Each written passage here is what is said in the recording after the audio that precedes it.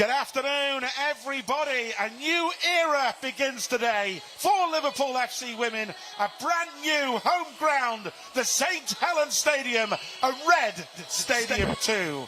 Well, Matt Beard's side, of course, playing here for the first time today ahead of next week's big WSL kickoff when the Reds entertain Leicester City here. Today it's the last friendly outing ahead of that WSL season starting. And what a game to look forward to as well. It's Everton. It's classified as a friendly, but if we're being truly honest, playing Everton, it's not a friendly, is it? The will to win is very much evident. And I tell you what, coming here and seeing all of the red, the dressing room for the players have got this season is absolutely fantastic. The club have done a great job supporting the women's team here, and it's great. There's a new pitch laid out here as well. I know Matt Beard and the players were really happy when they saw the surface here a couple of weeks ago for the first time. It's absolutely brilliant. Speaking to a few of the fans,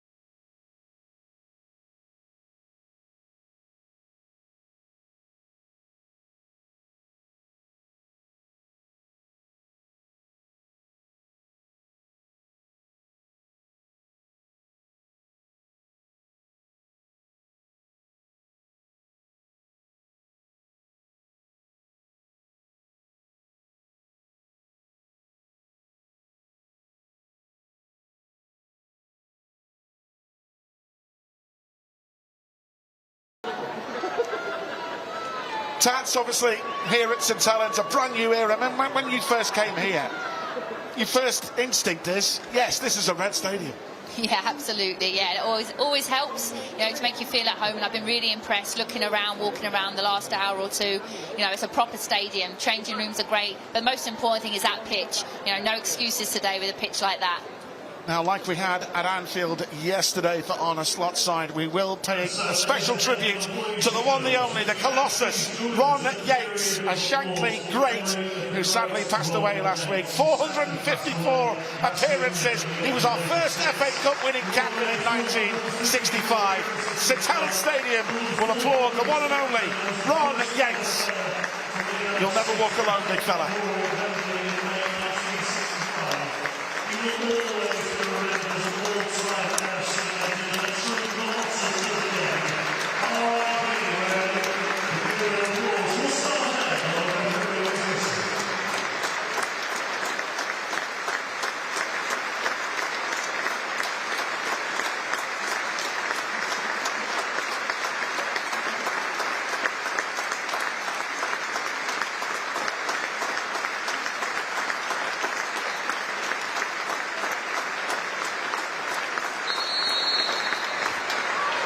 Ron Yates, you'll never walk alone. And as I say, folks, you think about it, without Ron Yates in St John, would this great institution that we love, Liverpool Football Club, still be the same? I think not. The part that them two alone played in bringing Liverpool to the fore can never ever be underestimated.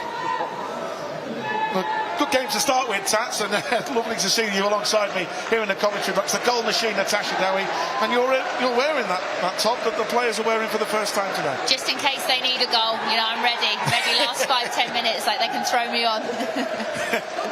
Of course, struggled against Everton in recent years in the WSL. Of course, they won 1-0 at Anfield, a game you very well remember for very emotional reasons. Yeah, absolutely, my guard of honour, but that's something that the girls will be fully aware of. You know, our record isn't great against Everton, and they'll want to change that today. Yes, it's a friendly game, but it's the last game before the season starts. It's important we get a win today.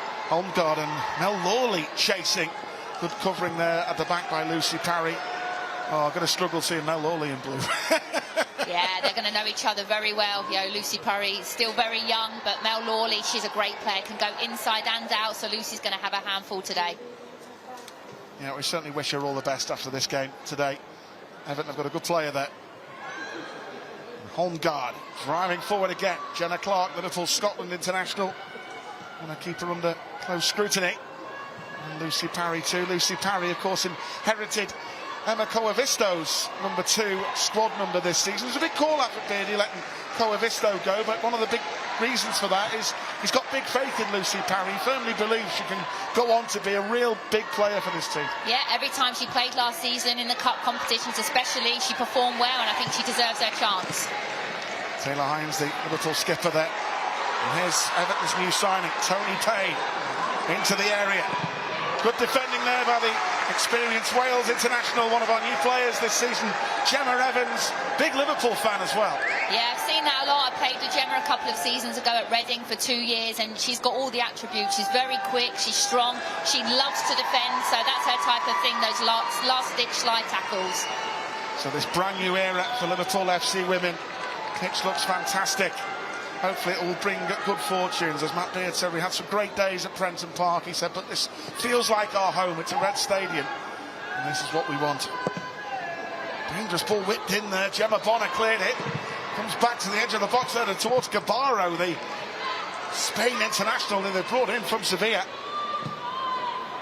Yeah, they're so strong, Everton, at set pieces. Unfortunately, we've been on the end of a couple of goals against them, and that's something that today we need to be really aware of.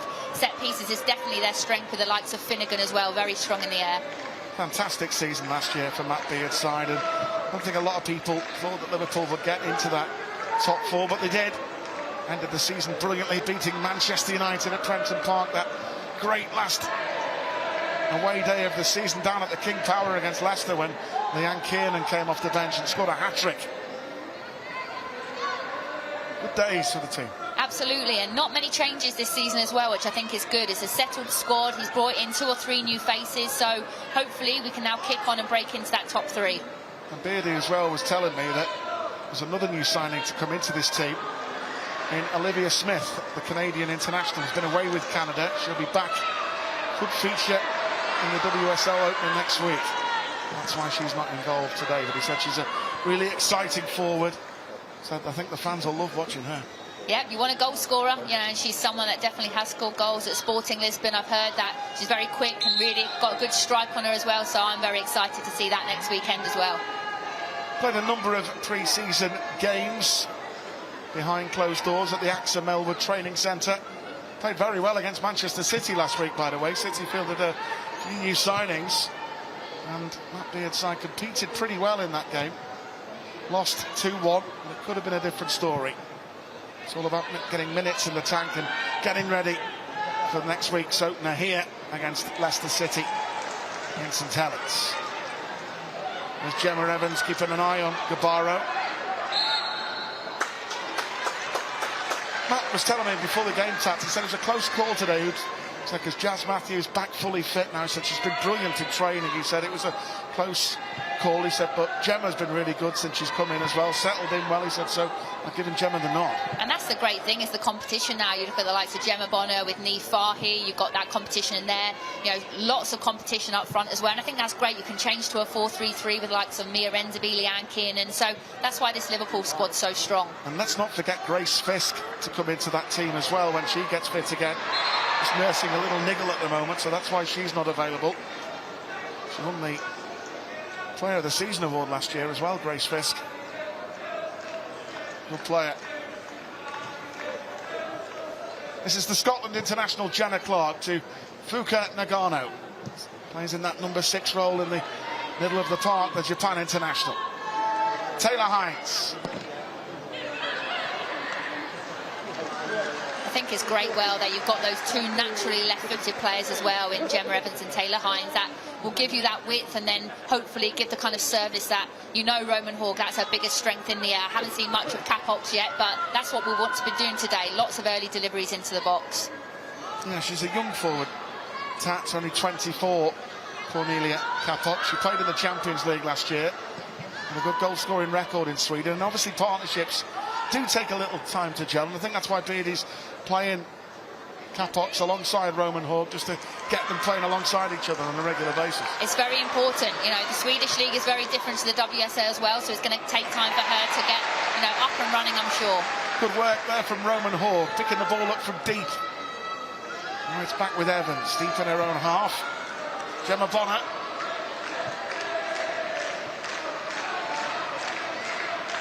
Clark. There's Bonner, dispossessed by Snuys, the Dutch forward. Bonner then redeemed herself, but Gabaro, and then a crunching challenge comes in. Yeah, good recoveries though. I think that's really important.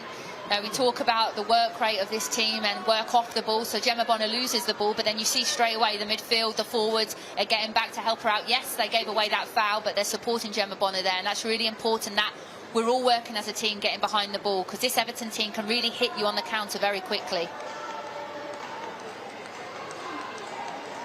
Brian Sorensen's side, who also reached the FA Cup quarter-final last year, losing to Chelsea. The odd goal.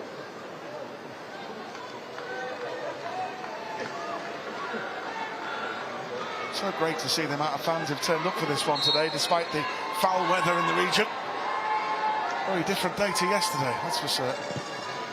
Dangerous ball whipped in there, and Van Havermaet, the Belgian international, always a threat from aerial situations. Yeah, another player I'm very familiar with, played with her at Reading, and as you can see, the size of her, very tall, 6 foot, I think 4 she is, you know, and there's no coincidence why Roman Hawke is on her. You know, she's a massive threat for them, so need to be aware of her, not just defensively, but obviously in the attacking set pieces area as well. So if you're just joining our coverage late, well, good afternoon to you. Absolute pleasure and a privilege to have your company wherever you may be from around the world for this one. Our first live women's game of the season, and a brand new era for Liverpool FC Women. Brand new stadium playing for the first time. Danger there, and Payne trying to get away from Evans. Good defending again by Gemma Evans, because Payne's quick. She's like lightning there, and Gemma was second favourite. Great recovery. I actually think sometimes Gemma purposely does that because she just loves to get that last-ditch slide tackle in. No, it's brilliant defending and great play by Everton. Garley, straight away, one touch, she knows where the space is for Payne, and Gemma needs to be aware of that. She potentially needs to drop a little bit earlier there, but again, another set piece. They've had a couple of early set pieces, need to be switched on. Looks like they're crowding out the keeper for this second one. That's the new signing, Inma Gabaro, to swing it in. Good delivery, and beaten away there by Rachel Laws, even though there was a foul in that 6-yard box on the goalkeeper. What a set piece as well, that Gabaro. I haven't seen much of her play, but that's a really dangerous ball there. And yeah, you could see maybe she was leaning into Lawsy a little bit. You could say that's quite soft. Actually surprised she didn't hit the target there. But yeah, good defending there by Liverpool. Good start by Everton as well, though. They'll be happy with that to get a couple of early set pieces. And last weekend, Everton lost 3-1 in a friendly to Aston Villa, who now have a certain Missy Bo Kearns in midfield. Yeah, they're flying, Villa, in pre-season, aren't they? Unbeaten, have made some good signings. So I'm really excited to see how the season pans out.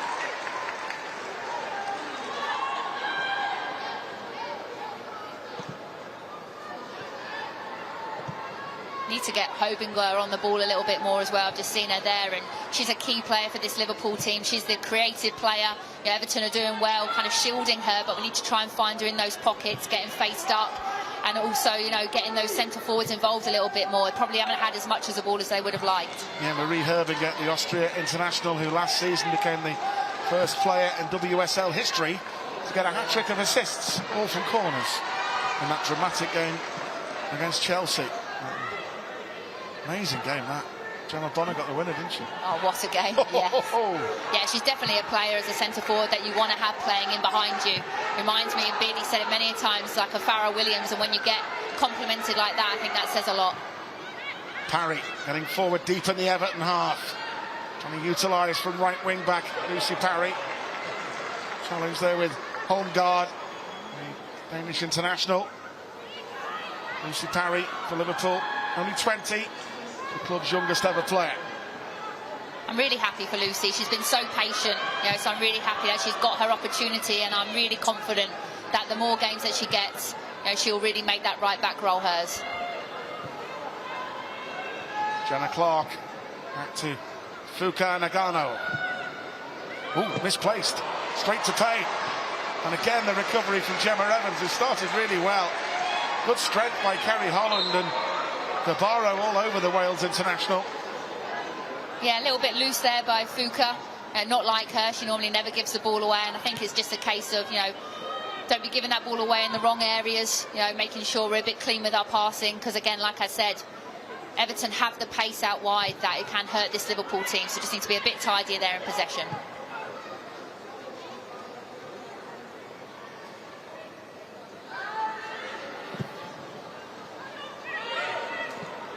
Hines, Holland, good tracking back there by Payne. Good turn by Capox.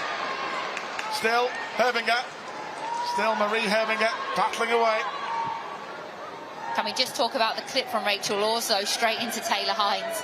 You know, that's why Lawsy's so important in goal. You know, her distribution is just unbelievable. She almost sets the attacks up. Kerry Holland.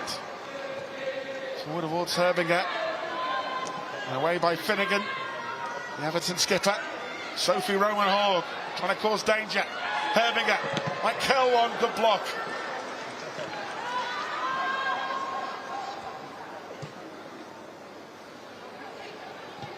Bonner.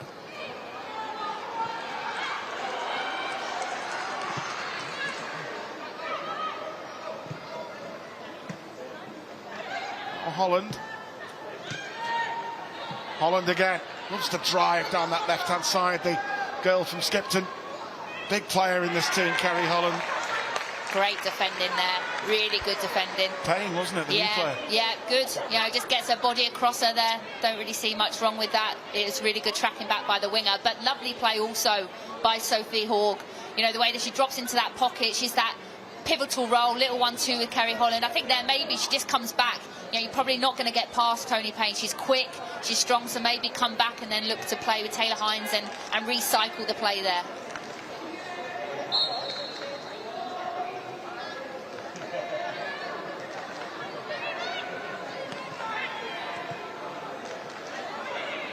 Brilliant as well what the club have done this season. I saw a lot of fans arriving and a few coaches from our official travel partner Expedia laying on coaches to bring them here from Anfield, and it's brilliant. Yeah, it's great to see them, great to hear them. You know, they're the best fans in the league, so looking forward to hearing them all season, singing out all the players' names. Yeah, it's brilliant. Mel Lawley, Claire Wheeler.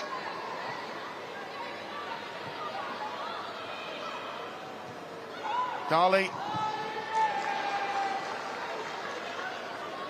There's Garley again, the Italian. Yeah, Everton have done well to keep some of their key players. You look at the likes of Garley, Brosnan, all signed contracts, Stenovic, Noyce, Holmesgaard, so they've definitely renewed a lot. You know, lost some key players as well. But I think, you know, they're definitely going to want to do better than what they did last season, finishing 8th. That's not the kind of standard that Everton Football Club have.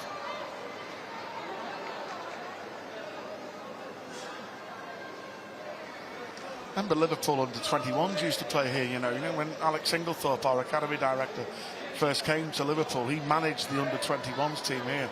And they're beating Inter Milan here in the Next Gen series, which became the UEFA Youth League eventually.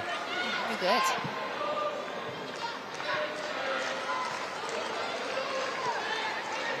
Van Havermaet. Finnegan. Sophie Roman Hall chasing.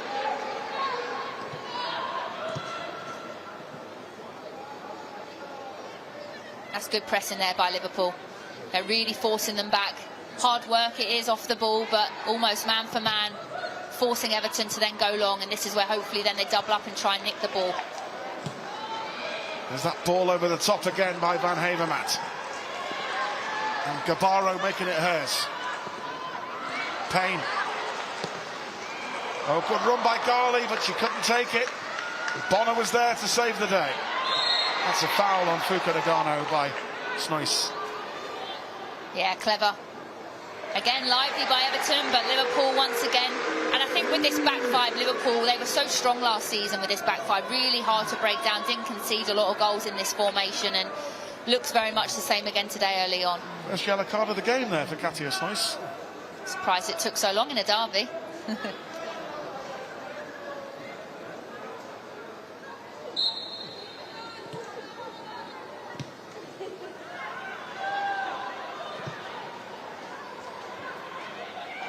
Clark. You used to love these games. Remember you scoring loads of goals in these games. Oh, I love the derby. Yeah, absolutely. Yeah, I think I've probably scored the most in the derby. Yeah, a few hat-tricks. Yeah, it was great. I remember it was rainy days in Widnes scoring a hat-trick against Everton. Good times. Good days. There's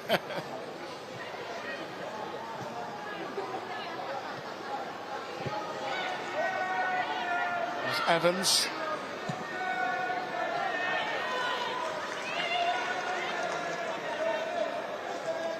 Yeah, I'm excited to see how Gemma Evans does this season. She's a real good player. I think she would have been frustrated with her lack of time last season at United, and so she's going to need minutes, and I think she's one of those players that probably is frustrated from having a season not playing a lot, so she'll just be eager, you know, to be playing again and enjoying her football again. Must be your old mate Stephen Nelson there, though. Instead, the gang singing one of our guests, Ashley Hodgson's name on her return today. If you don't know what that song was, it was brilliant. It was the Beatles, She Loves You, and they go, Ashley Hodgson, yeah. You get me, Trev. Give us a song, Steve. No, I'm not.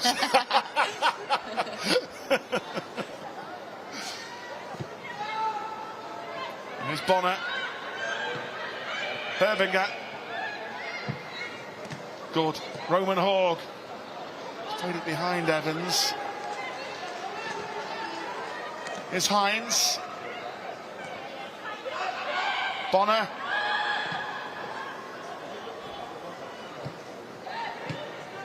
This is nice patient play here by Liverpool. Everton are sitting in quite a mid to deep block here, so need to be patient, need to get them moving and then wait for the openings. Just in case those of you tuning into our broadcast a little bit late, have to get in the kettle on or your Sunday roast. So the reason Liverpool are not in red today, because we're giving a debut to our new third strip that the men's team wore at Old Trafford. Clark into Cornelia Capox. Herbinger trying to drive forward. Such a key player, as Tats Dowie was saying there, Marie Herbinger. Get her on the ball. She can split the tightest of defences with her precision passes. Yeah, and both with the centre forwards for Liverpool, they seem, like I haven't seen a lot of Capox, but they seem like quite similar players, like to come to feet to receive the ball. I think then that's really important that we have then third man runners getting in behind them, stretching the play. Sophie Roman Hogg was almost unbeatable in the air last season. That's nice by Herbinger to turn away from Stenvik. Parry, giving Liverpool the width again. Turning away from a former teammate Mel Lawley. In by Clark.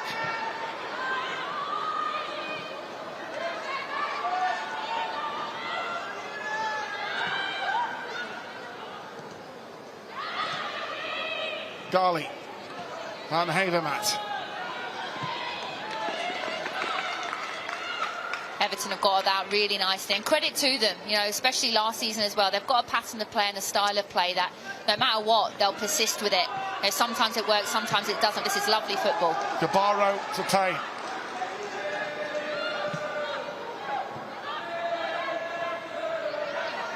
Payne again. Everton signed her from Sevilla, a Nigeria international born in the USA. Tony Payne.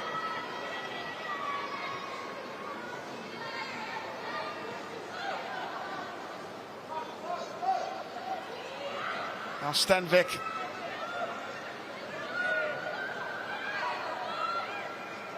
See, I'd quite like to see someone just release themselves now. You know, we're kind of there. I feel like now we can release, look to press. You know, we need to have almost like a point of reference to go. This is better, see, and then you can nick the ball up high. Liverpool get the free kick for the challenge there on Gemma Evans. Yeah, that was good. That was good, because you know with Everton as well, they're not really going to go long and direct. They're going to want to play. Sometimes they overplay. So I think when the keeper has it there, one of the centre forwards has to be brave enough to then release, you know, and start that press off. And then we did really well there. Now a really dangerous free kick, and we know how good Herbinger is on these set pieces. So Marie Herbinger, so often her pinpoint deliveries, creating real moments of joy for Liverpool last season. The Austria international, 23, signed from FC Zurich last season. Lucy Parry. And Sophie Roman-Haug has taken a real knock inside the penalty area, the Norwegian international. Yeah, she doesn't go down too easy there, so it looks like she maybe just got a knock to the nose. And we know last season, you know, she had quite a bad injury with her nose on international break, so looks very much same again. But she's up, which is a positive thing. It's all about getting minutes in the tank, getting everyone organised and getting ready. As Matt Beard said, that we want to win today, but my priority is 3 points against Leicester here next Sunday. Absolutely, yeah, it's key, but I think momentum definitely does help. I think it's been an up and down pre-season for Liverpool, a couple of wins, couple of losses. So I think, you know, the derby, first kind of proper derby, I guess, in the pre-season is important. You know, yes, performance is key, confidence is key, but you want to get that win, and then I think then the momentum. We had a great start to the season last season, which is why I think then we went on to have such a good season. Going away to the Emirates and winning 1-0 away to Arsenal was huge, so hopefully same again this year. Yeah, brilliant day that, amazing. Lawsy was amazing that day, wasn't she? Yep, I was there, loved it. Don't think one person thought we were going to win that game, so it's always great to win at the Emirates. Sophie Roman-Haug's going to be okay. She asked, now she's allowed on. A lot quicker than normal. In the Premier League, you have to wait a lot longer these days for that.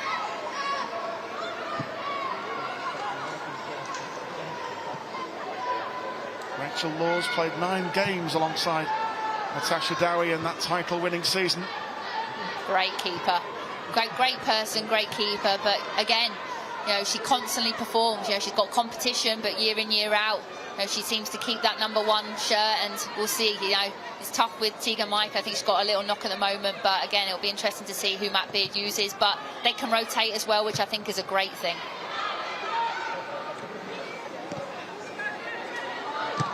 Volleyed away by Bonner. Capox, can she flick it on? Yes. Roman-Haug. Shooting chance. Good hit. As close as anyone has come so far from Sophie Roman-Haug. Good link with the new front two. Yeah, absolutely. Not a bad effort at all. I think Capox does well. Let's get the flick. And you actually think she's going to hit it first time there, and she almost delays a little bit. And she actually kind of whips it. Slightly wrong technique, I think, in my opinion. She just cut across it a little bit. But, you know, with this kind of surface and the weather as well, you know, that can easily skid up into the corner. And, you know, test the keeper. If you don't shoot, you don't score. And, you know, that's absolutely positive play there by the 2 centre forwards. Gets the fans going as well. Scored 9 goals last season. Sophie Roman-Haug, her debut season with the club.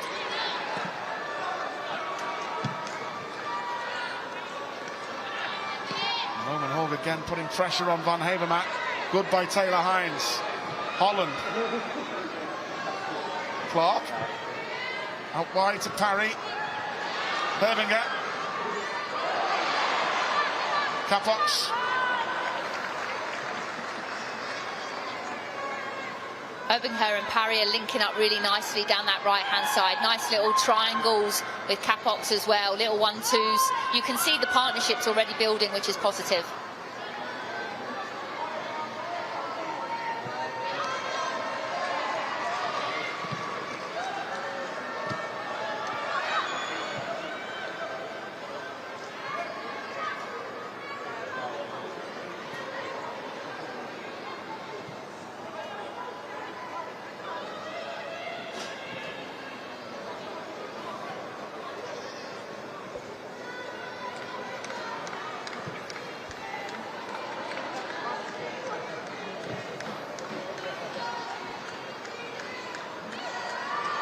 Roman Hall trying to break away. Clark. Herbinger does well. Roman Hall. Nice. Parry. Oh, that's unlucky. You can see what she's trying to do there. I think the pass was maybe a little bit too far ahead of her, and then she just tried to nick it round her. But again, it's nice combinations. There's been a lot of up to the centre forward, set back to then going behind. I like what I see so far. It's been a really even contest first 25 minutes. Probably both teams as well not wanting to show their cards too early as well with the season ahead of us. It's going to be an interesting WSL season, isn't it? And you look at someone like Miedemar going to Man City. It is. I cannot wait. I think, again, Chelsea are going to be the team to beat. They look really strong. But, yeah, some of the signings this season, managers coming in as well, I think it could be one of the most exciting. Chelsea without Emma Hayes is going to be fascinating. Yeah, but then you sign the Lyon manager, pretty much one of the best managers in the world as well. So, yeah, some of the best players in the world coming over to play in this league now. And in my opinion, it is the best league in the world. So a Liverpool opportunity here with the dead ball expertise of Herbinger. Liverpool been threatening to break the deadlock. Sophie Roman Hall coming so close. Driven ball. Capox has got free. Clark. Fukunakono. A speculative effort. Yeah, if you wanted to fall to anyone, you wanted to fall to Fuka, and in the end, just execution off. But we talk about how Everton are strong on set pieces. This is where we're strong as well, with the delivery and the height of the likes of Clark, Hogg, Bonner, who scored so many goals last season, and good first contact, just couldn't get really the second contact. Fuka gets on the third ball, but yeah, I think she won't want to watch that one back again.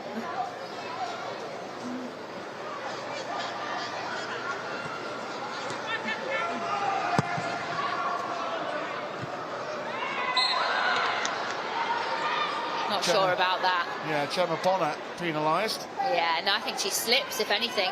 But it's good. Good play there by Gemma Bonner. That's exactly what you need. You can't have the number 9 having any time whatsoever.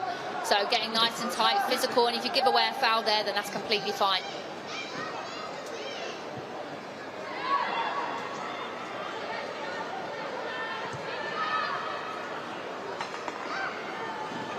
Holmgaard. Stenvik. Wheeler.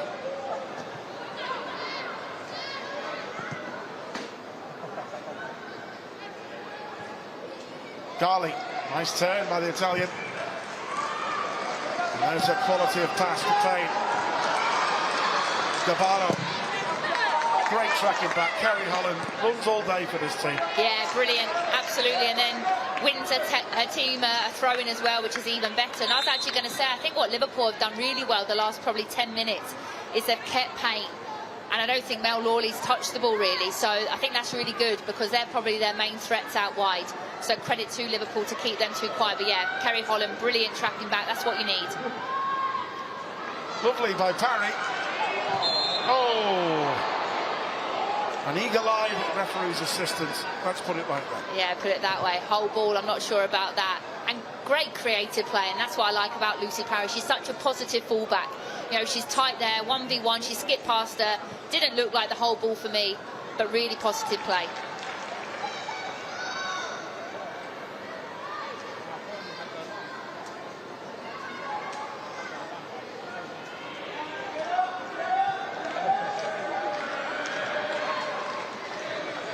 Stenvik.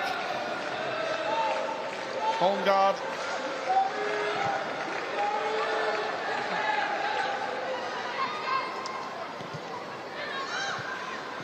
Wheeler. Gali. And Gabaro breaking away again. Van Havermaet. Payne.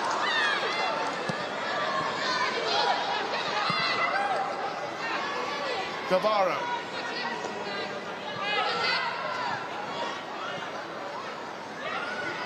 Evans trying to stick to Payne like glue here. Van Havermaet for Belgium again. Trying to create a crossing chance. And Gemma Bonner dependable as any. Not a bad touch there, Taylor Hines. That was nice.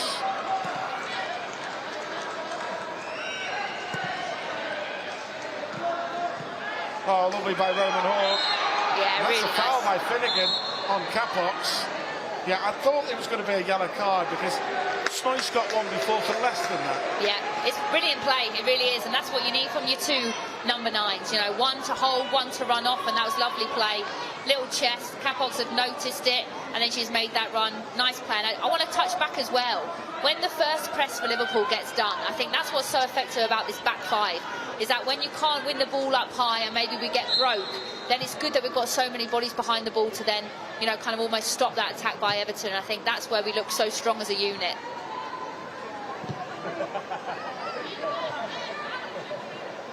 Evans. Kane.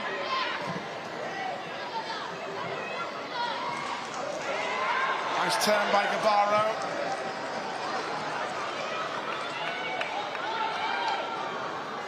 You had a good summer tax. I've seen you here, there and everywhere. You were away on the men's summer tour, weren't you? Yeah, pre-season tour in America is brilliant. Got to go to Pittsburgh, Philadelphia and South Carolina. Got to meet Arno, the new manager, and some of the new players. Yeah, it was a great summer, but always nice to get back to rainy Liverpool.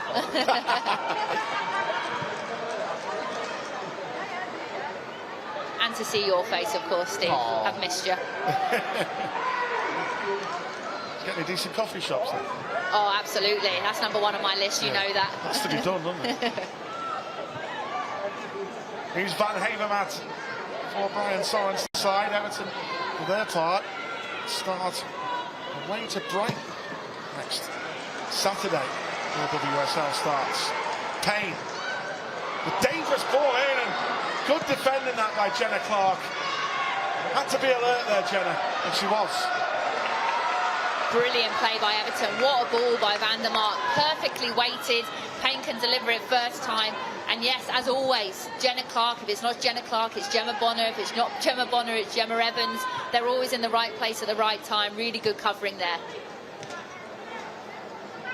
Now Gabaro.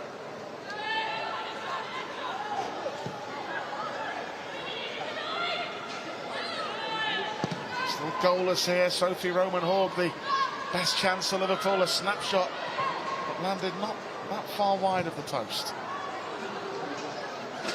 After a good link up with our new number 7, Cornelia Capox.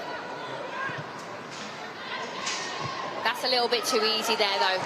You know, too easy to be able to just play that ball straight through the middle of the park and then one touch with Payne's pace again. Now Payne, and again, that sliding challenge. I think the Liverpool fans will love Gemma Evans. That's about the 4th challenge she's made like that in the penalty area.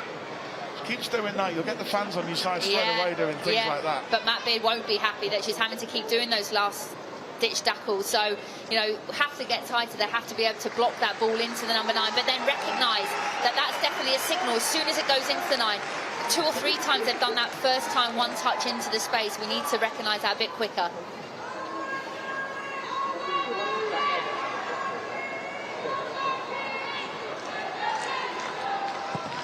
Swinging delivery, different variation on it. In the end, Megan Finnegan, the Scouser, Everton captain.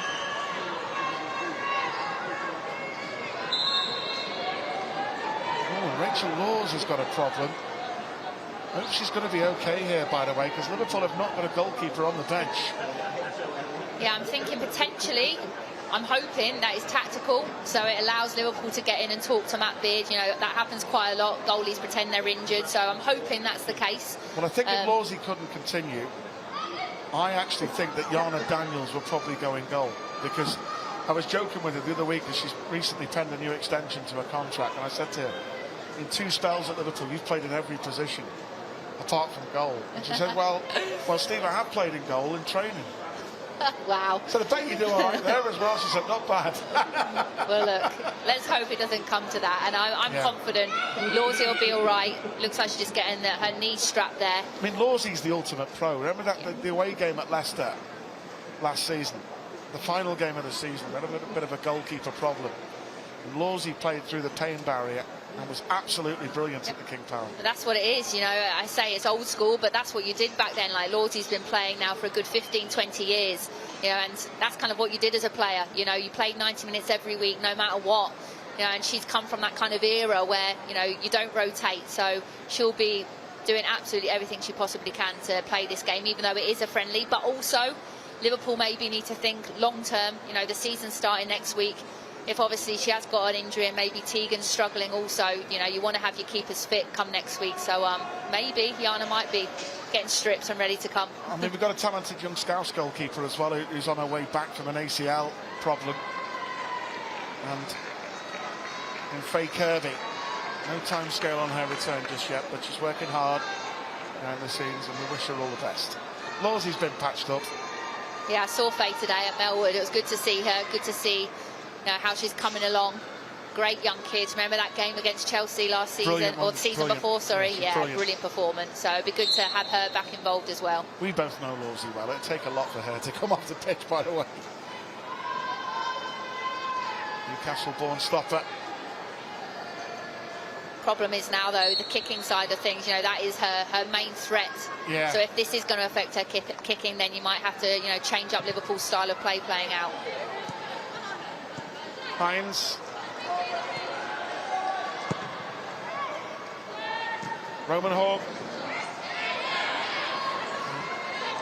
25-year-old, brought in from AS Roma last season. Finnegan.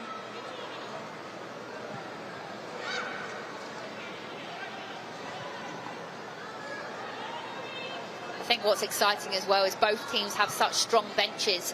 So I'm sure come half-time we'll be seeing, you know, a lot of new faces, a lot of new signings that Everton, you know, brought in as well as Liverpool. So I'm excited to see that as well. I'm sure there'll be some fresh changes come half-time. It's brilliant to saw her warming up before. Great to see Hannah Silcock back, who her nickname, by the way, is Hannah Van Dijk amongst the Liverpool players. Verge, isn't it? Yeah, Verge. Missy Bow told me that one. Yeah, no, great. She had a brilliant season last season on loan to Blackburn. Injured in the last game of last season. Yeah.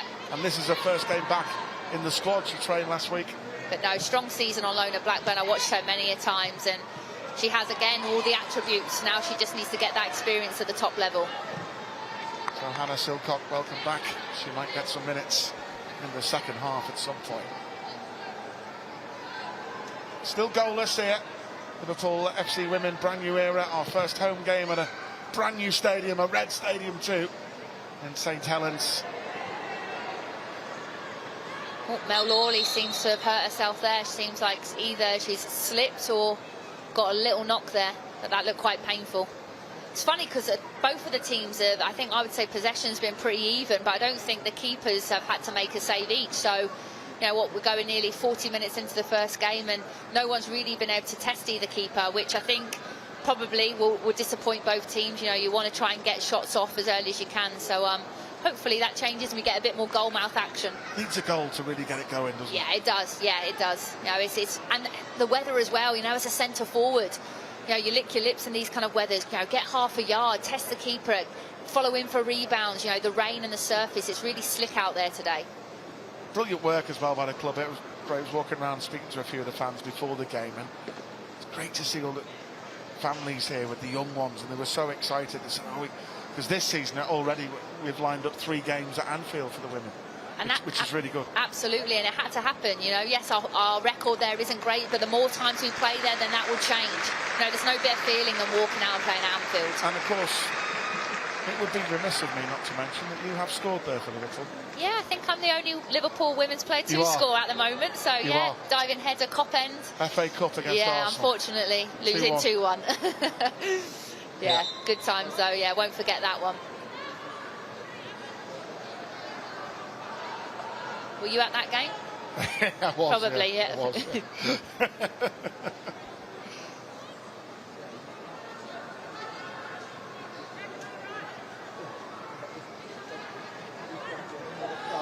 brilliant when you see all the fans, the young ones. They've got the fan park here as well, and the Reds bar and excitement. They had a singer on doing some of the Jamie Webster anthems. It was brilliant. And I think that's where this stadium allows for us to do that now.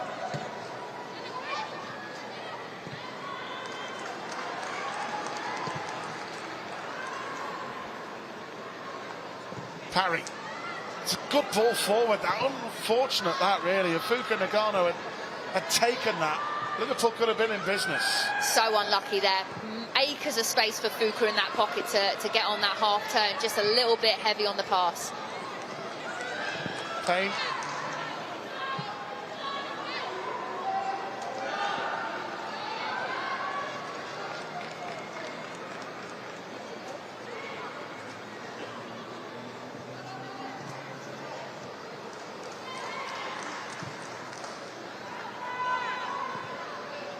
We will be able to see one of our former Liverpool favourites for the first time, Ashley Hodson, as I say here today, one of our special guests.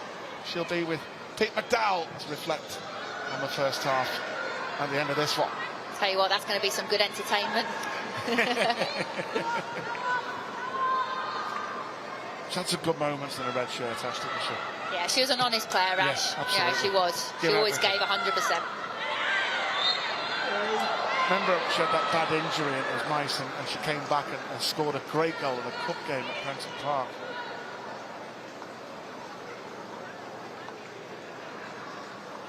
I think that's a bit of a soft free kick there as well. I think the ref owes us a couple. But credit to both teams. You know, I think both teams have defended really well. You know, especially Everton, they've allowed our kind of back four, back five to have a lot of the ball, but then really pressed us hard when it's got into our kind of middle third, top third. We haven't had a lot of time on the ball as well, and that's the same for us defensively. I think, you know, it really has been an even first half.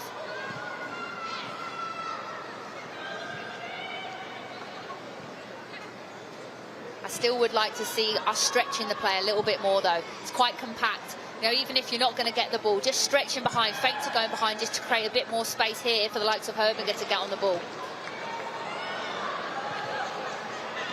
Oh, it's a weak back pass, and Roman Hall very nearly capitalised, but Courtney Brosnan was alert. Yeah, good press there by the striker, absolutely. You know, force an error, you never know what can happen in these conditions. Everton dangerous break. Now Lawley was okay again after that knock.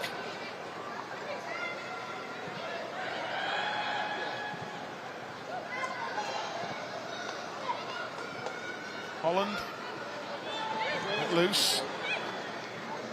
Coolness there from the skipper, Taylor Hines. Yeah, I think that's where the game in general has really come on the last couple of years, is the players' composure on the ball. You know, every single team now in the WSL, the players are so comfortable in tight possessions, they want to play. Payne. Oh, held back by Gemma Bonner. Gemma might get a card for that.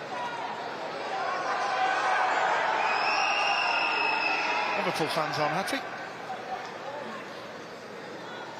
I think you would call that a professional foul. Yeah. I think she's just going to have a little word with her there, but yeah, she is.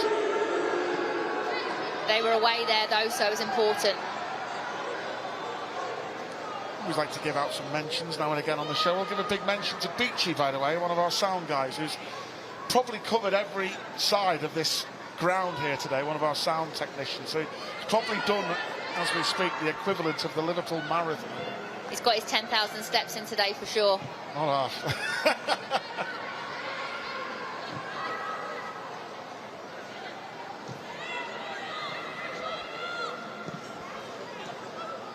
Payne. Good covering by Evans.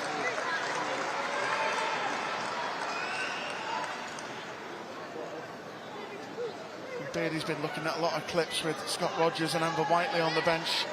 Tash, which they always do, and maybe make one or two little tactical switches at half-time. Yeah, absolutely. I think that I wouldn't be surprised if you saw maybe a little bit more pace introduced in the second half. Leanne Kiernan. Leanne Kiernan, Mia Enderby. You know, they're a bit more direct. We'll look to run in behind and really test this Everton back four, which I don't think we've done enough. So yeah, I think maybe even a change of formation. You could go to that 4-3-3. It's a friendly at the end of the day, so this is the last opportunity they've got to see what's going to work for them. Is that a bit of sunshine I see, Tats? Wishful thinking there, wishful thinking. Sunshine, but the rain's still going. Good by Taylor Hines. Lovely. And against their former club, of course, Taylor Hines. Nice. Holland now. Loves to make these runs in the penalty area. Brilliant. You know, firstly, brilliant play by Liverpool, by Taylor Hines to eat up the ground. Then Kerry Holland, we know she loves to go 1v1 in those positions, but credit to Everton. Brilliant defending here. You can see they're not giving up. Wheeler there, tracking back, and then 1v1. For me, their best player, their star player last season, Finnegan. You know, you don't get past her too easy, but set piece now. Can we get a little late one before half-time? 2 minutes of added on time here in St Helens Stadium. Marie Herbinger to swing it in. Bonner's there, trying to flick. Opportunity there for Capox. Kept in by Holland. Jenna Clark on the right wing. Good, really good that we kept the ball alive. Capox, not too sure what that was in the end. I think she saw her names in lights and just kind of lifted up at the wrong time, but brilliant reaction by Kerry Holland. Jenna Clark supporting her, and again we get another set piece.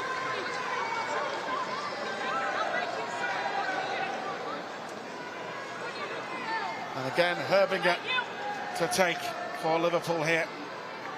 The 23-year-old, brilliant debut season with the team last year. Bonner! Oh, unlucky. Gemma Bonner.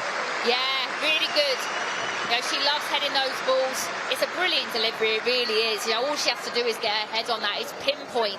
You can see here, it gets good contact, and anywhere else that's a goal, but unfortunately she just couldn't get enough direction back into the corner.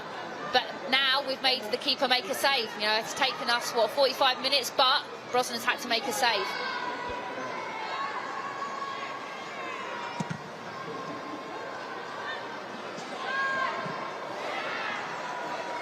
Nice control by Gabaro. Holland trying to break up the play.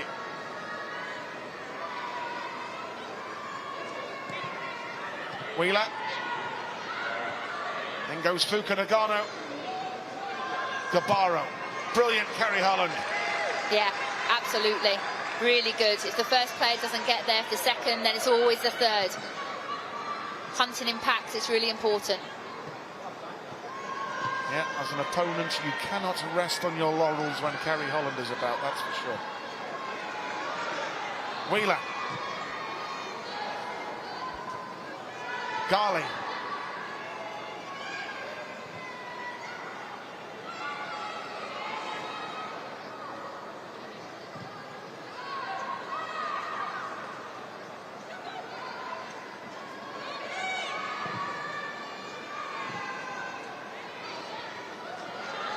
Nice by Fuka Nagano. Herbinger. Surrounded by blue shirts, but still managed to find a white Liverpool shirt.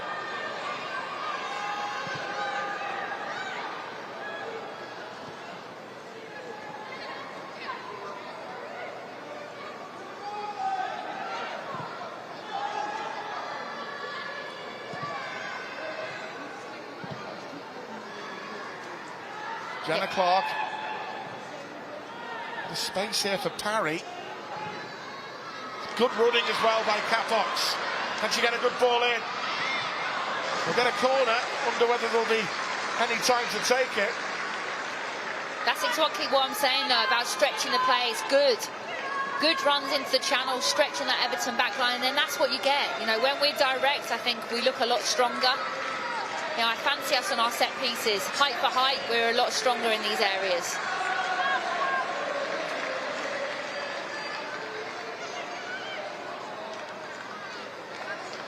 So Marie Herbinger to swing it in again here for Matt Beardside. Looking for the first ever goal on the brand new stadium, St Helens Stadium. Driven ball. Holland, can she set herself? Well, that is indeed the last action of the half. Liverpool ending it quite strongly. Not a great deal of penalty area action. Gemma Evans, Liverpool's new signing, has made some excellent interceptions to stop the lively Tony Payne for Everton. While at the other end, Sophie Roman Hall going as close as anybody, linking up with our new player here, Cornelia Capox, and the Norwegian firing an effort just wide. Really good strike, and a Gemma Bonner header as well, well held by Courtney Brosnan from a corner. After the break, great to see our guest Ash Hodson here.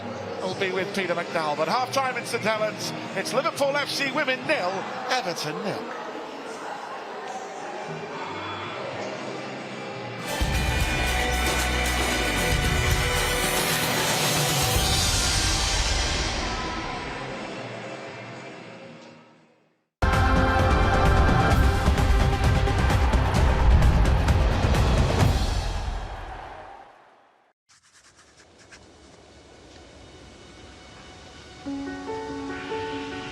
I came from a mining family. My father was a miner. It was either going down the pits or being a footballer. Sunderland had turned me down because I was too small, and then Sunderland came back again, but I'd promised to come down to Liverpool. I think certainly the army stood me in good stead. At the end of the day, I must take a lot of the credit. We won the championship in 46-7. We had a good side and everything went so well. I can't remember any real one selfish one coming in and trying to rule the roost. The club's always been bigger than the individual. Bill decided to retire. I never applied for the job. It came at us just overnight, and I thought, well, I'd better give it a go. Football is about winning. You've got to entertain too, but it's about winning. I've been particularly lucky in my profession. I certainly wouldn't be big-headed. That's why I try to be modest about the whole thing. There's lots of people earned more than me at this game, but there's nobody enjoyed it as much. I've come to love the Liverpool people. Had I had to do it all over again, I'd do just the same. You'll never walk alone.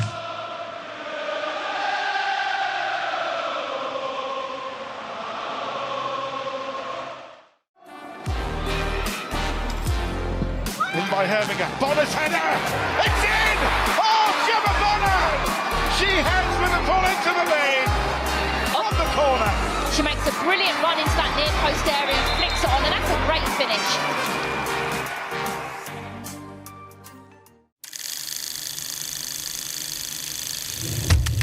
Liverpool, 1st of September 1892.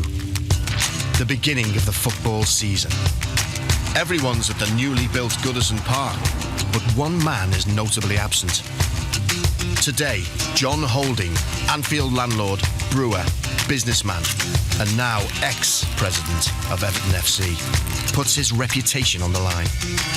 In a local house, in a makeshift changing room, his new team prepares. Assembled in weeks, they are Holding's greatest gamble.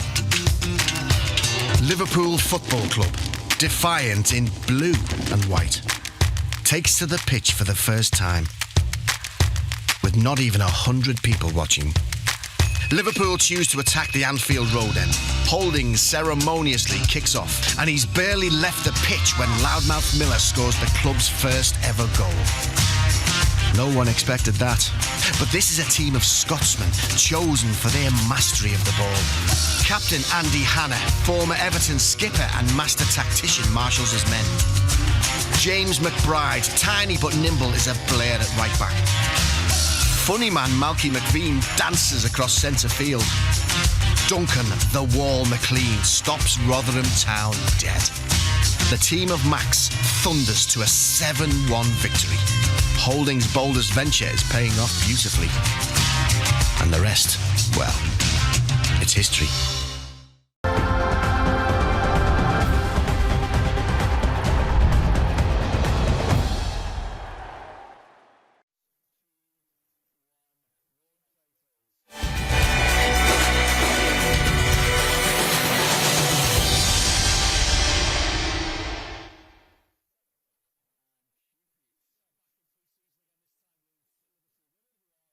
Brand new home, the salubrious surroundings here of the St Helens Stadium, the totally wicked stadium to give it its official name. No goals just to talk about so far in this final pre-season game before the real business starts next week against Leicester City. But we are in a Merseyside derby environment in the company of Ash Hodson, who's with us as well. Freshly retired, big smile on your face, so you mustn't be missing it at all. No, I'm still enjoying watching it, but not missing it just yet at the moment, no. First half, no goals to talk about, but what did you make of Liverpool's display? I think you can tell they're trying to put things into practice. You can see patterns that they've been working on. You can see the defensive structure that he's trying to build, for especially from when Everton are taking their goal kicks, that press that he likes to do. You can see the wing backs coming in, and I think, yeah, he's just looking at putting it into practice before the opening of the season next weekend. Difficult balance this, I presume, from a player's perspective. You want to perform well enough to be in the team for next week, but you don't want to get injured either. Yeah, it's that fine balance on the last game of pre-season. I think it's also a chance to put a marker down to show why you should be playing next week in the first game of the season. But obviously players sometimes might have that in the back of their mind, like everybody's looking forward to the season, you don't touch wood, you don't want anything to happen the last game before, but it's just about putting things into practice and putting your stamper down. Will he be quite pleased with that? Liverpool had the lion's share of the opportunities, only half chances, but still. Yeah, I think Liverpool had the better chances of the first half, especially towards the end. I think he'll be quite pleased. There'll probably be a few tweaks at half-time that he'll make, and then they'll go out in the second half, put them tweaks to practice, and hopefully they can get a goal.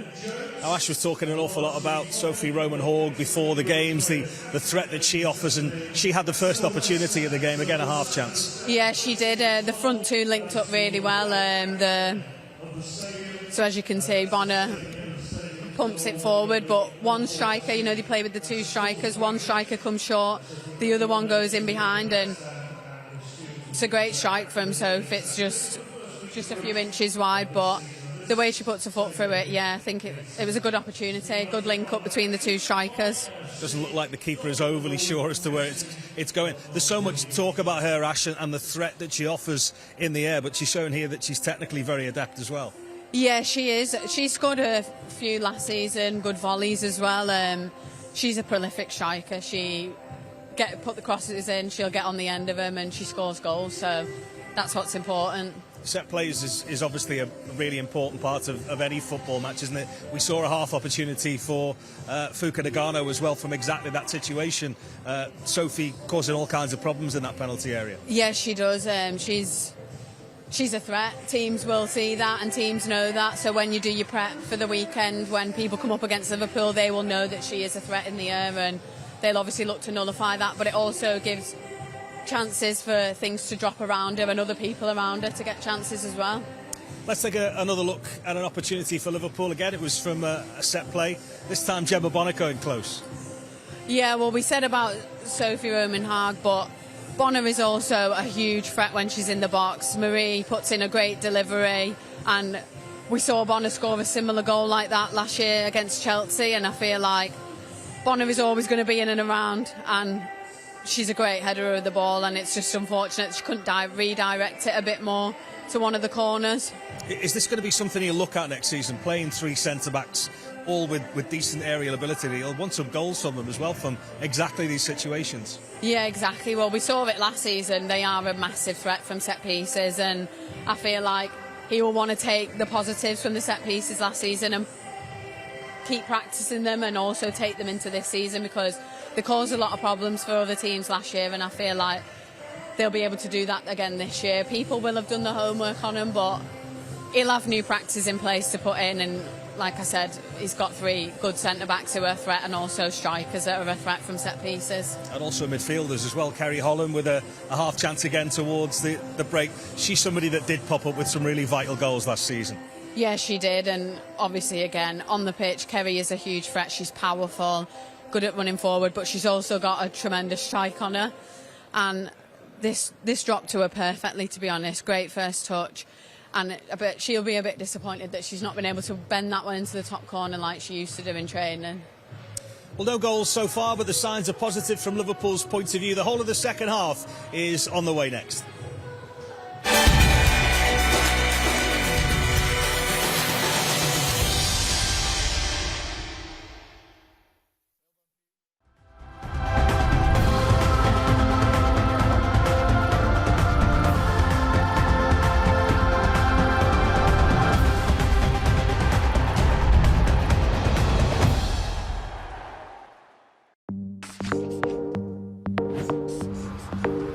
was in 1951 that Bill Shankley was first interviewed for the manager's job at Liverpool. There was a slight problem though. He wanted total control of team selection and the board were having none of it. The once mighty Reds were in rapid decline. They'd won the league in 1947, but by 1954 were relegated to the second division. Can you imagine that now? Liverpool went down. We still drew decent crowds in the second division, but the team was woeful. They once got battered 5-0 away at Huddersfield. And guess who the manager was? Yeah, Bill Shankley. We want Shankley as the cry. Now, Phil Taylor, our manager, was by all accounts a sound fella. But by November 1959, he'd had enough and resigned. This time, in the eyes of the Liverpool board, there was only one man for the job.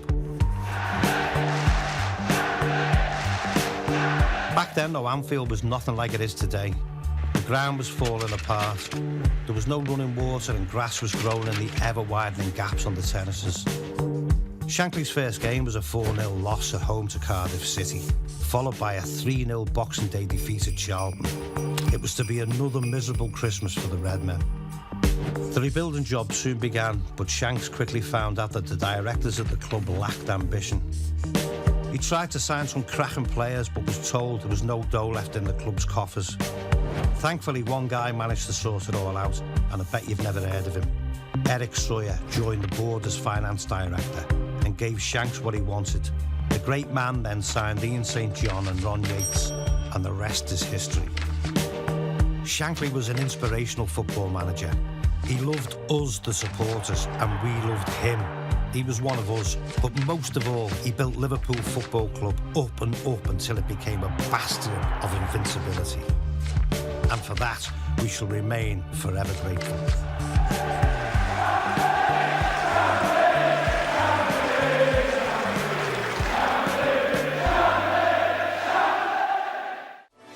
Van der Sanden, great play by Hare. It's Jonna Daniels, the two substitutes combining. That's inviting. Oh yes, it's a goal. It's Sophie Roman Hogg. It's her first goal in Liverpool colours. It's a brilliant goal, it really is. It's been coming.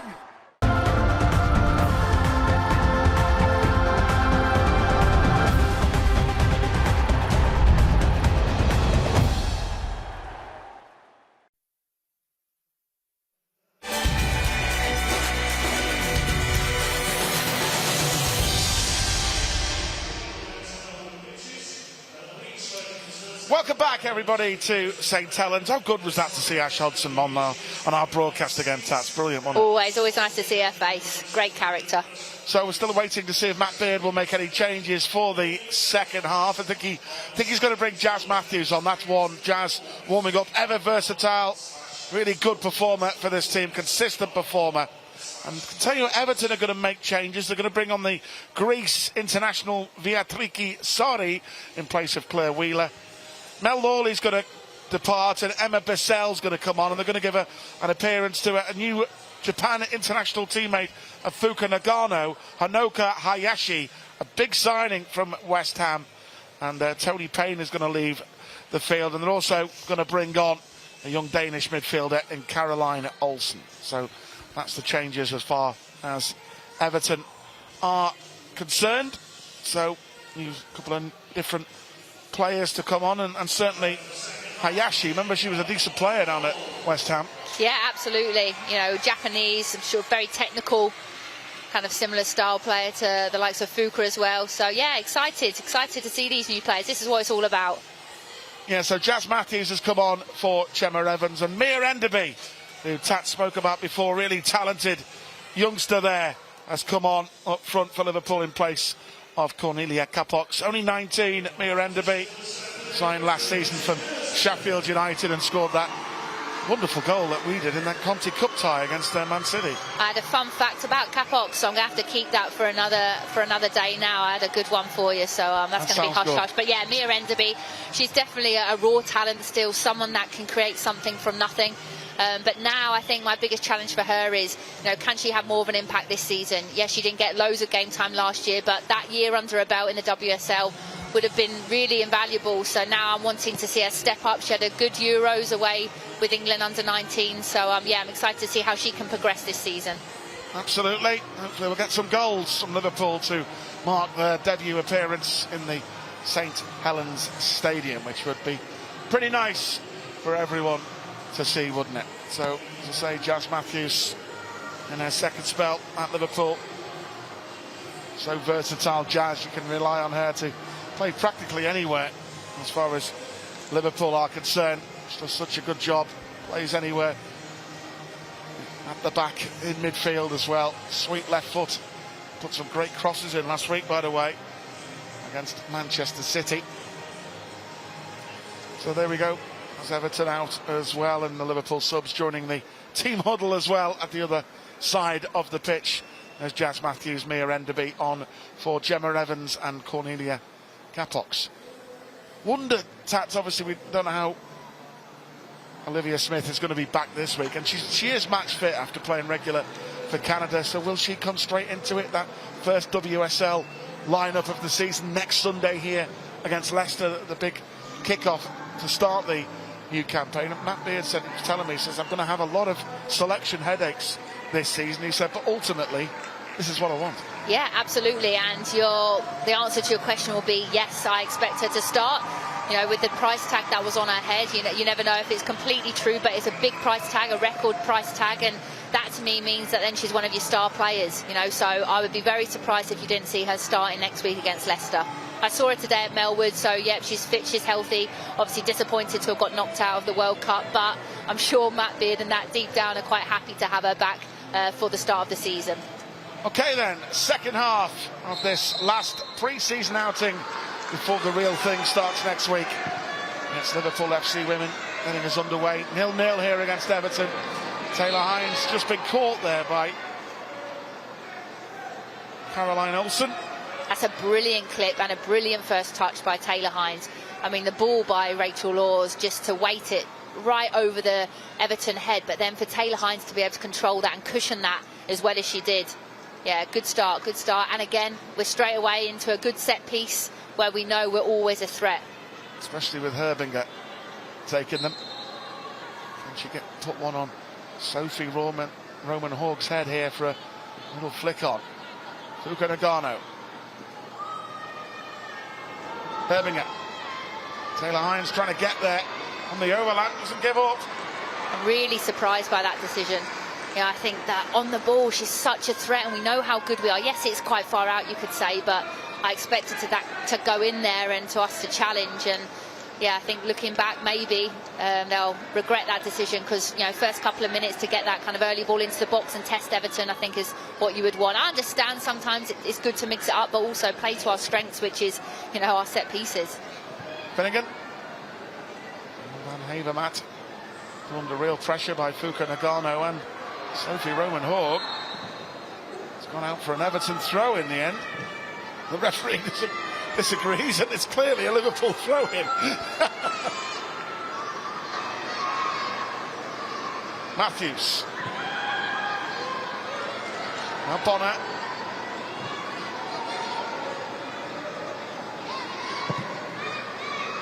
Towards Mia Enderby, her pace in behind. Could be an added weapon for Liverpool in the second half. And that's the thing, pace scares defenders. You know, so Mia just has to threaten to go in behind, and straight away defenders are going to drop maybe 2 or 3 yards more than they would have in the first half, which will then create even more space for the likes of Herbinger to drop into those pockets, and Kerry Hollands as well to get faced up.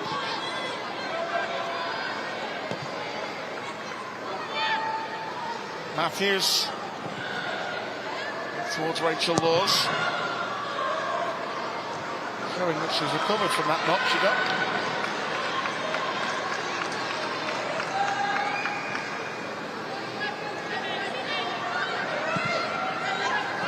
Hongar.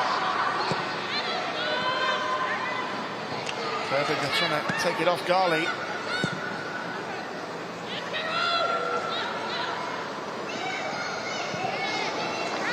Tell you what, that's brave. Little cross done by the keeper there. Nothing worse than a centre forward when you're pressing the keeper and she does you like that.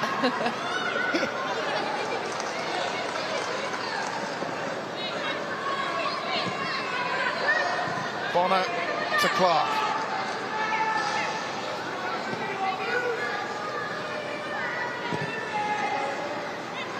Gemma Bonner, of course, the club record appearance holder.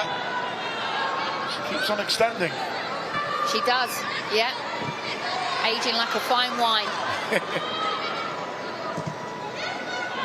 Parry, Hervinger, Fukunaga, nice. Holland, this is good. Hines, what a space. Can she pick out someone? Kerry Holland! Oh, that had everything but the finish. That was brilliant play, really good.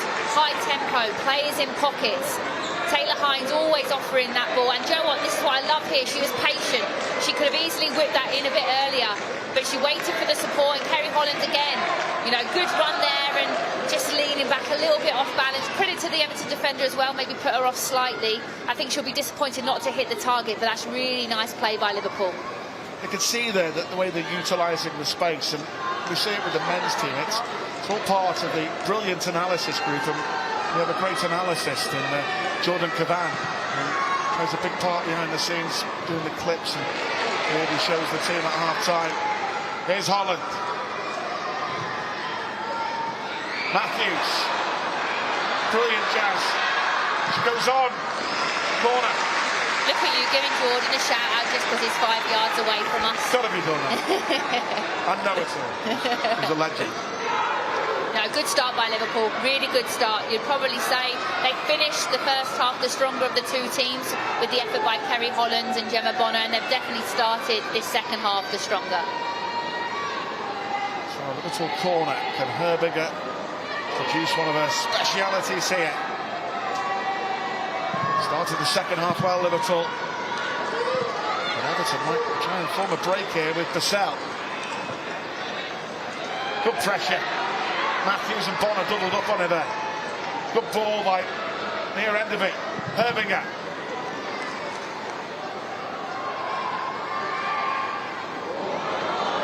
Oh, cheeky that from Herbinger. Nearly paid off.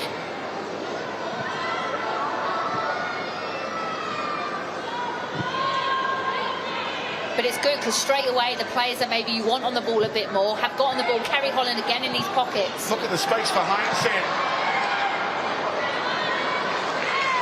Yeah, I mean, again, I'm going to talk about positives. Yes, the ball was poor in the end by Hines, and you can tell she's disappointed. Yeah, absolutely, it happened. She had more time, she could have taken the touch. You can see what she's trying to do just to lift it up there for Hawk to attack. But the key thing is getting Kerry Holland in those pockets.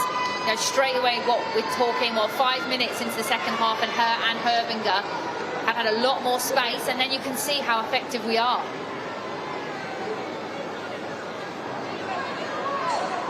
Forward from Courtney Brosnan. There's Bonner. There's Hayashi. Contribution there from the former, the new signing. Sari. Good skill by Sari. Hayashi again. Fukunaga. Enderby and made a good run there. She would have been away down that right side. Yeah, last-ditch tackle there by Everton. That was key because Enderby would have been away. Parry just played into a bit of trouble there. On guard with a dangerous cross. Matthews saw it all the way. Hines. Good decision by Taylor Hines there. You know, could have easily played Kerry Holland in, but actually, just get your foot on the ball, recycle, little breather, you know, and then we can create another attack. I think Nagano just got caught there. She's okay. Tying a bootlace as well now. She's all right.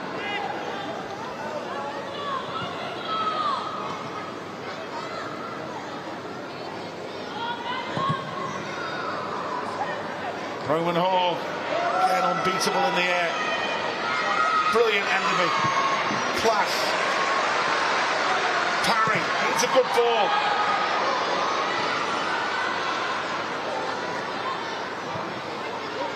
Now Jazz Matthews for Liverpool. Holland, trying to get away from Van Havermaet.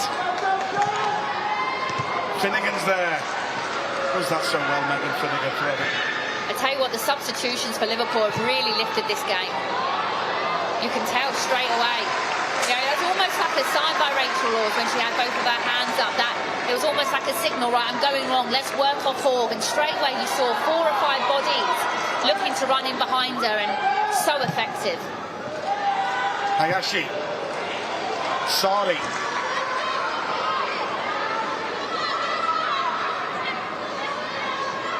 Good player, Sari.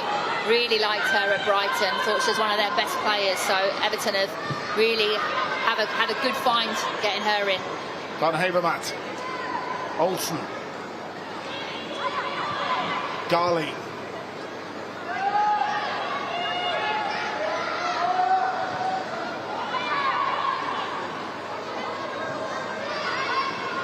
Finnegan. Van Havermaet looking for the run of Snoyce over the top here. Jazz doesn't dive in. Olsen! Super save, Rachel Laws! Very good. Yeah, very, very good. I think Jazz Matthews just switching off a little bit there. Got done in behind the channel. You can see here just half a yard, but she does well to recover. But then can we keep her there? She lets her cut back on, and it's a good run there by the midfield player, the young midfield player that's come on, and actually makes Lawsy make a great save. And that's something, that's the first save she's had to make, but that's what good keepers do. So they come alive when they're needed. The young Dane, Caroline Olsen, denied. Rachel Laws at her best. Sari with the delivery. Oh, Laws missed it. Scramble in there. The cell was in the thick of the action. And away by Fukunaga. Yeah, I think she's almost saying to the ref she's got fouled, but I just don't think she caught it cleanly. It just slips out of her hands there. No, it's not a foul. No, but the good thing is bodies around the ball. First to it, second to it, and we end up clearing our lines. So danger from Brian Sorensen's side there. Maybe the game beginning to just open up a little bit now. Absolutely it has. You know, it's come alive. I think all the substitutions, fresh legs, a little bit more pace maybe, a bit more energy. Gali. Taylor Hines header. The game definitely, the twists and turns of momentum there. I think, could Rachel Laws maybe call a little bit earlier there? You know, I think that ball potentially, or she just needs to cushion that a little bit lighter. I don't know. Either way, I think maybe a lack of communication there. But it's a corner. We can regroup and we can defend here.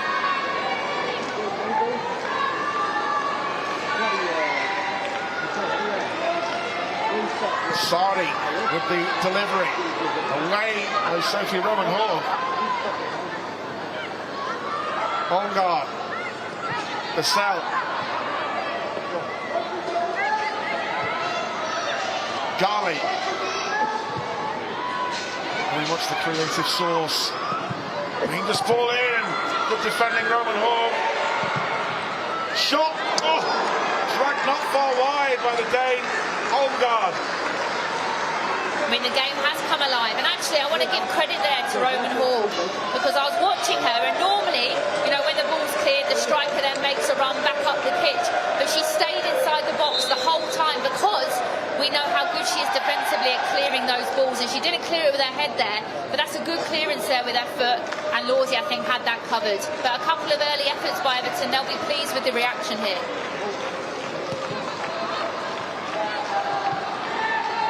Hines.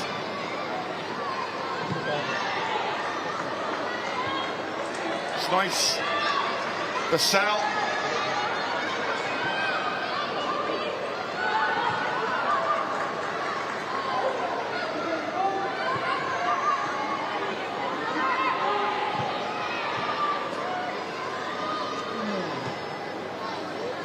Finnegan. Olsen. Van Havermaet.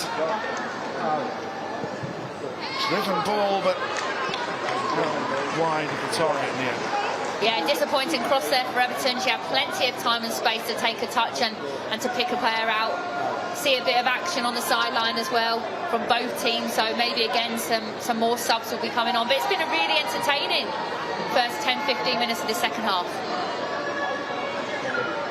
Yeah, I think Milana Daniels and Sophie Lundgaard, our young talented Danish midfielder. Good to see her back after her injury last season. Might be on next. Roman Hogg again winning a header. What a touch by Enderby. Holland as well. Herbinger.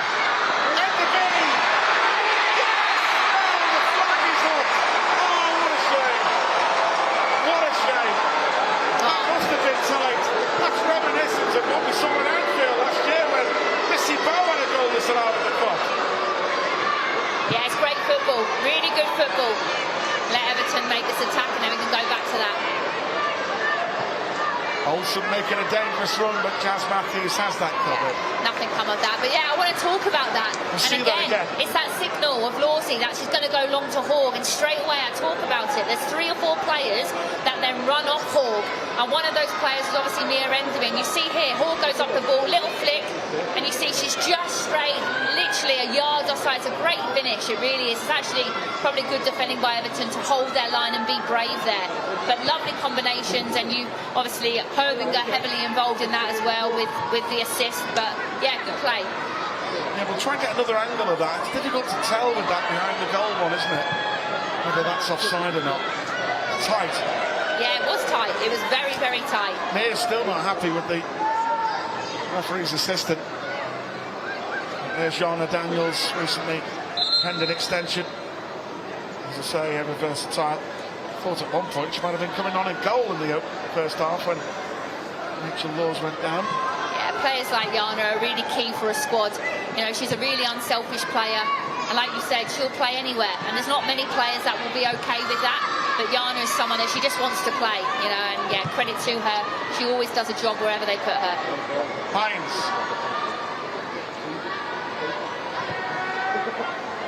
Still we await an opening goal here at the St Helen Stadium. Liverpool FC Women, brand new home stadium this season and beyond. Nice by Enderby. She's been excellent since coming on. And she's on the run here, trying to get away from Stenvik, but maybe still frustrated her, I think, perhaps there from that offside disallowed goal. Yeah, fair play to Stenvik. You know, I'd fancy Mia Enderby in a race there. And it was actually a great ball by Parry, because I thought, okay, just lay it into the space and let her win that battle. But she did well to get her body across there, and good defending 1v1. Tell you, Tats, Everton taking a chance there. Roman Hogg nearly got that.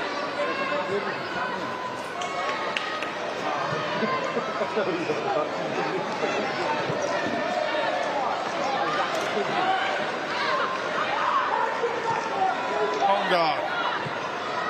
And again for the Blues. Van Havermaet.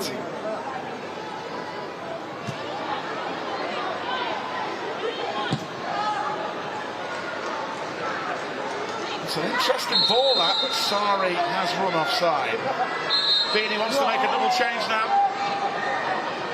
So the Belgium international, Jana Daniels, the Danish midfielder Sophie Lundgaard will come on for Fuka Nagano. Leanne Kiernan getting ready too.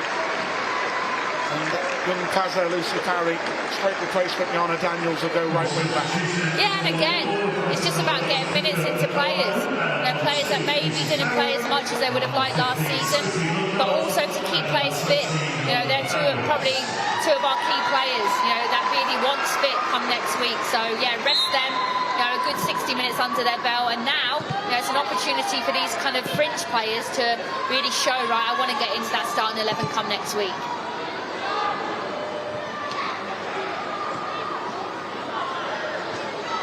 Olsen, brilliant by Sophie Roman Hogg, good team play. Sometimes this, though, is when the game can get disturbed because of the amount of changes. You can kind of kill momentum a little bit and break the game up. But, again, it's a friendly, so this has to happen.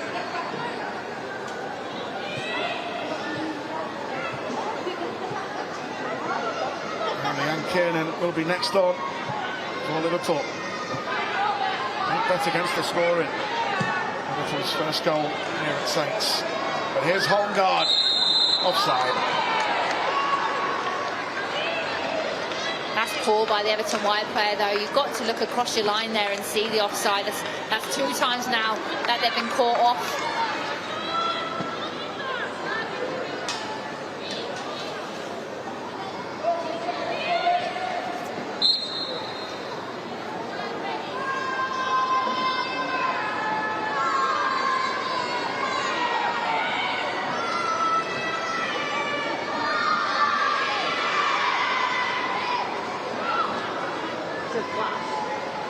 straight away there, you can see she's called Sophie. So this will be aiming for Lundgaard, and then look at the runners that work off of her. She will another flick on. Herminger.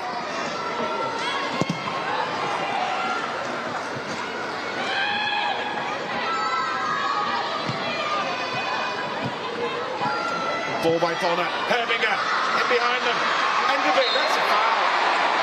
Mia Enderby has caused absolute panic in the Everton rear guard since she's come on. Yeah, she has, and it's also been great. Like I said again, Herminger is the one first of all that's in the pocket.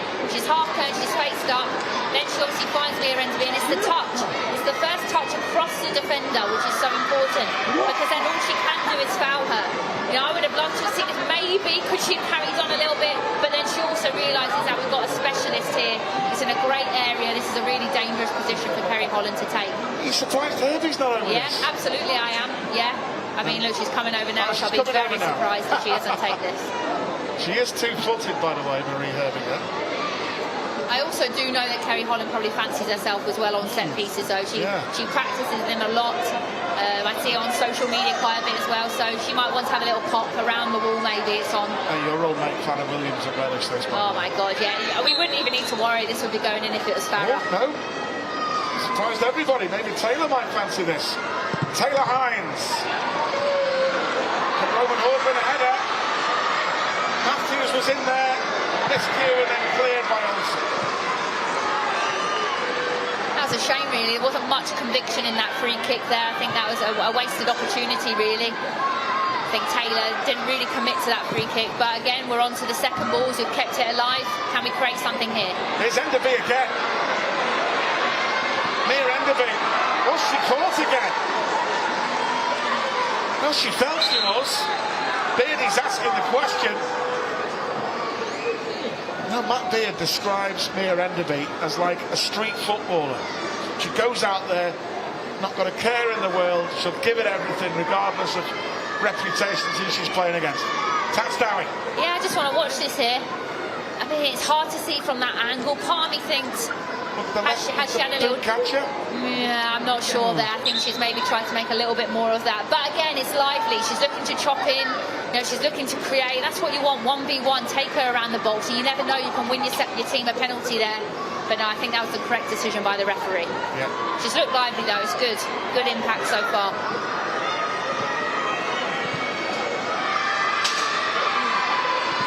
Roman Horde again. Covering every blade of grass out there. Yeah, I think that's definitely something that even if she doesn't score a goal, you can always rely on Roman Hall to do that work off the ball. She's happy to do that, and I think as a striker, that's all you can do. You know, do your defensive work and then hope that you get that one opportunity and you take it.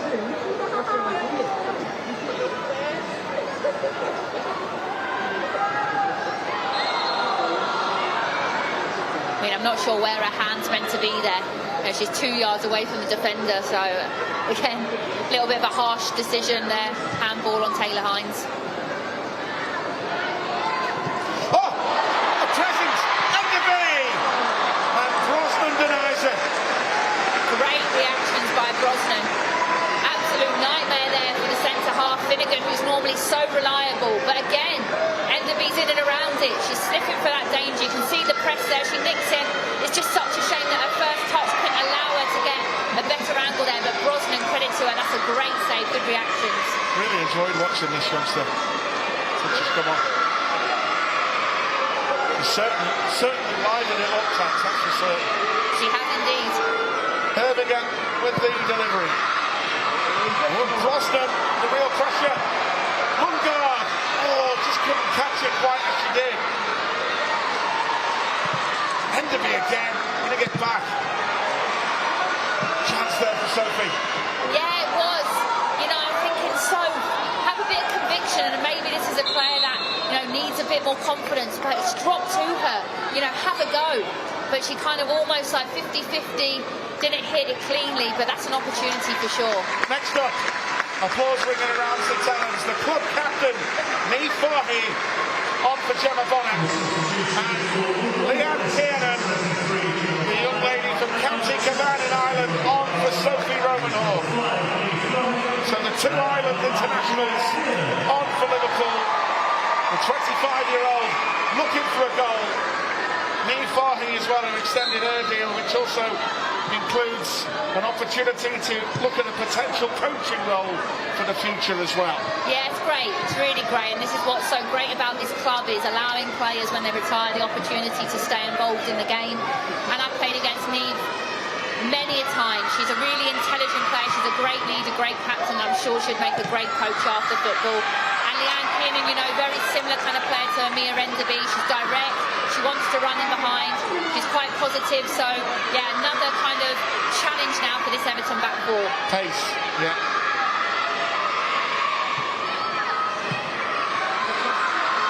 Olsen.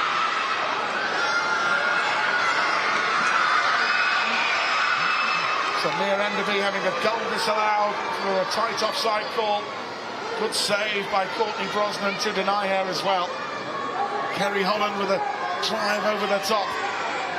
Rachel Laws with a great save off Caroline Olsen in the second half too. But Liverpool have had chances. Who will it be to score the first ever goal for Liverpool at their new St Helens Stadium? I think this is a great thing as well about this Liverpool team, is that when you look at other teams in the WSL, you could probably predict their starting 11, who their strongest players are. But Matt Beard, you know, I don't even know if he knows what his strongest 11 is, because he has so much good choice to choose from. And I think that's going to be then good question marks for other teams when they're playing against Liverpool. Who is Matt Beard going to choose? Enderby.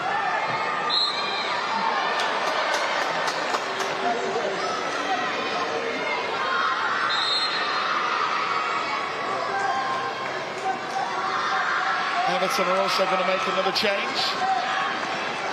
Beardy shouts one or two instructions. Yeah, Everton change. It will be their skipper, Megan Finnegan, to leave the field.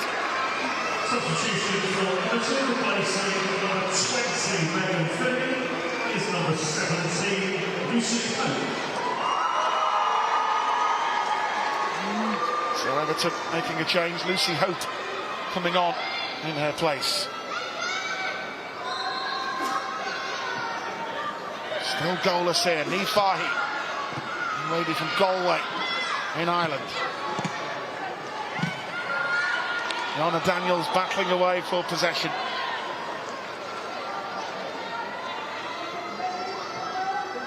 Looks like Hannah Silcock as well might be getting introduced, which will be great to see. Good to see her back, isn't it? Had that loan spell, did really well in the Championship last year on loan at Blackburn Rovers. It's nice, stopped by Clark.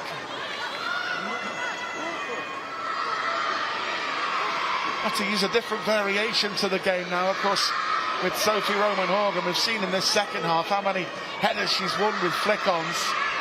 And when you have the likes of Kiernan, Enderby together up top, you've got to rely on passes from people like Kerry Holland and Herminger to set them going. Here's Sophie Lungard. Good play. Enderby again. Like a handball, that. By Stenvik. Indeed so. Enderby is definitely wanting to get a spot in this starting 11. Yeah, she looks lively. You know, every time she gets it, she wants to get half turned.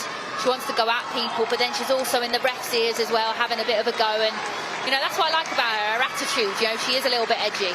Liverpool change now. Leaving the field, Jenna Clark. And coming on, the Scouser in our team as well now. Come through the academy. Youngster Hannah Silcock. A Rolls Royce of a centre-back. We saw her a few years ago playing Ponty Cup games. Her nickname is Hannah Van Dyke, or Verge. Here's Leanne Kiernan, breaking into space and getting a shot away too. Yeah, good play. You know, she's drifted out wide a little bit, so obviously the two up top, but you know Leanne and Mia, they like to run channels as well. They can play out wide, and she's then cut back into our right foot. You can see she's just trying to shape it. She's made Brosnan make a good save, but that's what you want. Early on, can you get an F1 goal? And she's done that. There's a first touch for Silcock. She actually got injury on the final day of last season at Blackburn, and then she's been working hard on her rehab in the summer. She's been training well the last week or so, and getting her first minutes of pre-season today. Sophie Lungard getting stuck in the Danish Youth International. Good by Yana Daniels. Herminger. Irving battling away with Olsen. Silcock. Matthews. Holland. Good running at pace. Is causing Everton problems. It's Mia Enderby! Oh, as close as you come. Yeah, them two nice combinations again. Leanne Kiernan running those channels, which is so important. It's a lovely weighted pass there by Kerry Holland, and it's a lovely pick out. Little cut back there on maybe a weaker foot, but to be fair, I don't think she could have done much more there.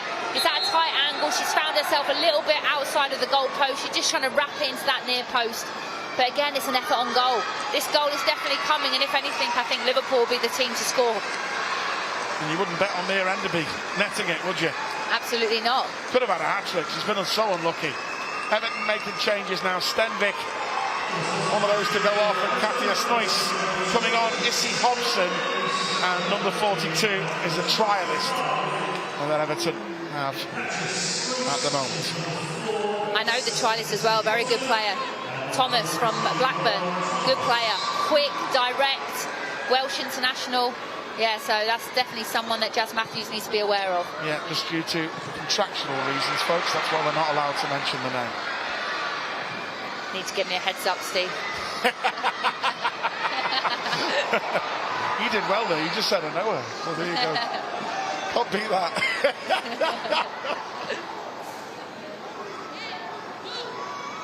Oh, 15 left tests for Liverpool here. Yeah, it's been a really good second half. Really enjoyed it.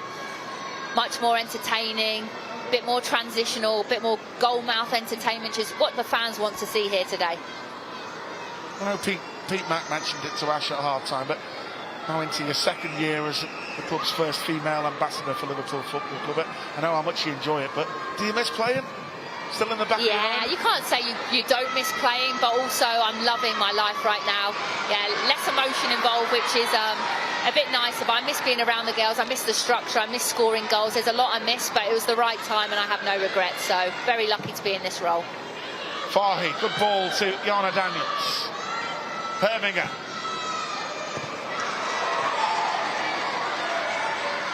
Gali. Home guard. Hayashi. Clever player, Hayashi. Dangerous this. Darling. And there's Hannah Silcock. As cool as you like. Herminger. Silcock. Enderby. What a touch. Holland. That's a good ball, that. Jana Daniels, can she get there? Against Hobson. Nice, really nice play again. Good hold up by Mia Enderby. The set, and then great run there by Jana Daniels. It's that up, back, forward movement again that we saw a lot in the first half. Played well second half, haven't they? Really good, yeah, much better. Whatever was said at half time, been a good reaction. I just think Mia's just completely livened it up. Her presence, like as Beardy says, a street footballer. It's that time, get at them, make something happen. That unpredictability sometimes definitely helps. Now Niamh Fahy. Daniels. Just couldn't quite pick out the run of Herminger. Niamh Fahy rolling back the ears with that tackle, but Purcell offside.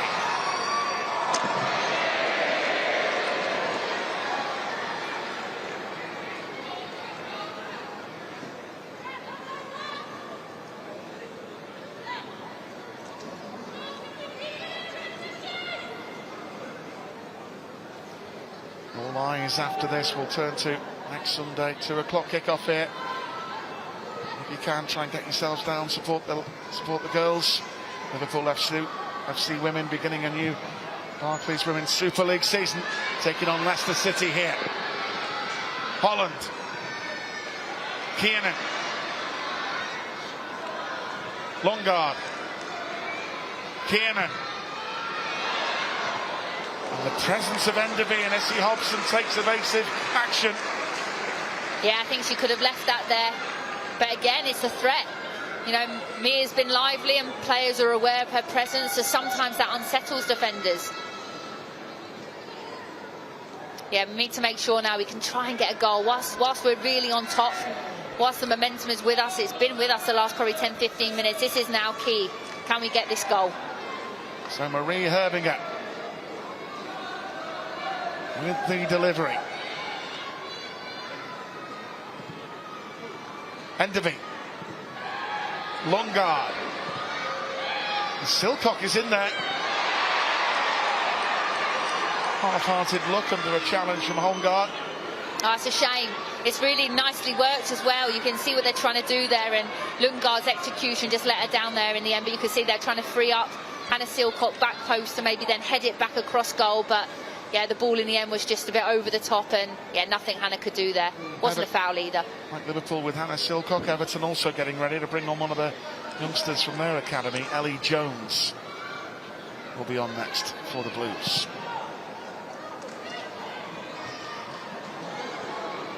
Niamh Fahey even taking her own teammate out with that one. That's so Niamh, isn't it? She just wants to win for the ball. She wants to compete. But you know, I think there may be a bit of communication. You could tell Sophie was going to win that there. But Niamh being Niamh, you know, she wants to get involved, and I think she's ended up taking Sophie out as well. Bonner's found that quite funny. You get out the way when Fahey's challenging you. Absolutely, he would. Yeah, let her have it. No messing there. I've given Niamh a few elbows though in my time. She'll tell you. A few little black eyes when she was playing at Arsenal and I was at Liverpool. So Everton making that change.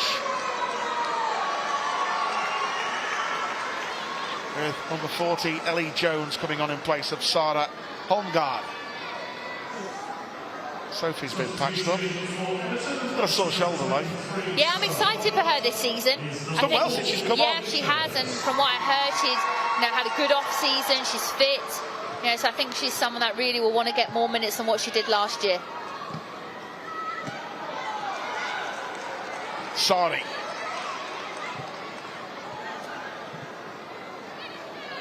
Hayashi. Darlene making the run. Good block by Jana Daniels. 10 minutes to go. Here at St Helens. There's still a way to break through. Liverpool have had some good chances in the second half. A goal disallowed too. Hayashi. Bassell. Offside.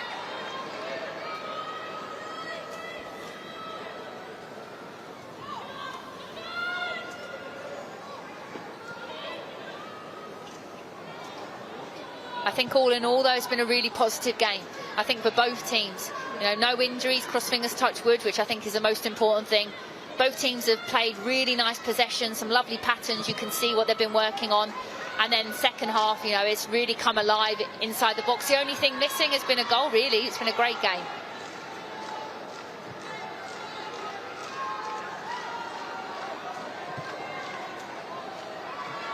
Jazz Matthews. Kiernan. Oh, yes. Crowd enjoyed that. Fahey. Jana did well there, by the way. Do you know what? That just sums Jana up. Anyone else would probably just leave that and say, Fahey, you stitched me here. But proper teammate, she will throw anything at it to keep it on the pitch, even if it is smashing her in the face, and she's having a good laugh about that. Beardy loved that. The pair of them are just grinning like Cheshire Cats on that one. Yeah, she's definitely saved Niamh there.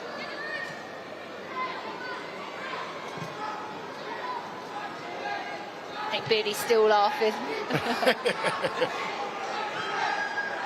Kiernan. Hines. Holland. Oh, unlucky. Nearly. Taylor Hines with the challenge.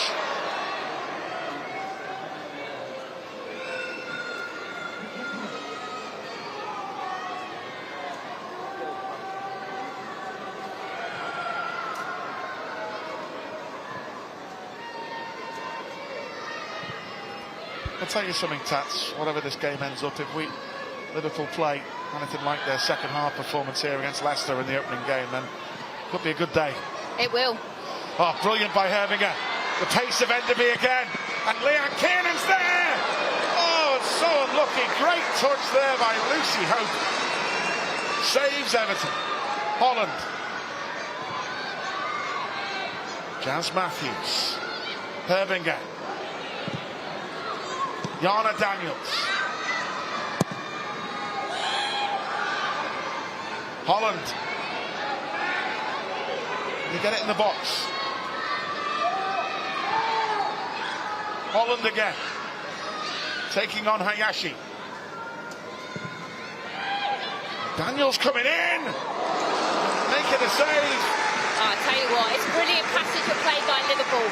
You know, because what's been so great is they kept everything alive. Ball goes into the box, it's cleared. They're first on the second balls. Ball goes into the box again, it's cleared. They're on to the second balls. That was 3 or 4 different attacks, and we ended up then, you know, getting a shot on goal. Brosnan has to make a great save.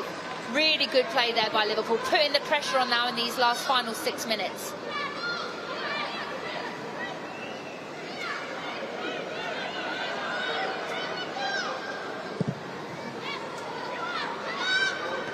Daniels winning the ball.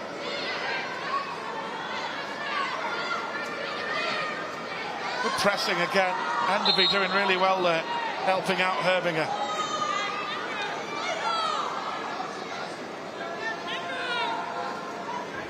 Samir Enderby, real live wire off the bench. Transformed Liverpool in that second half. Had a goal disallowed. Tight offside one, that.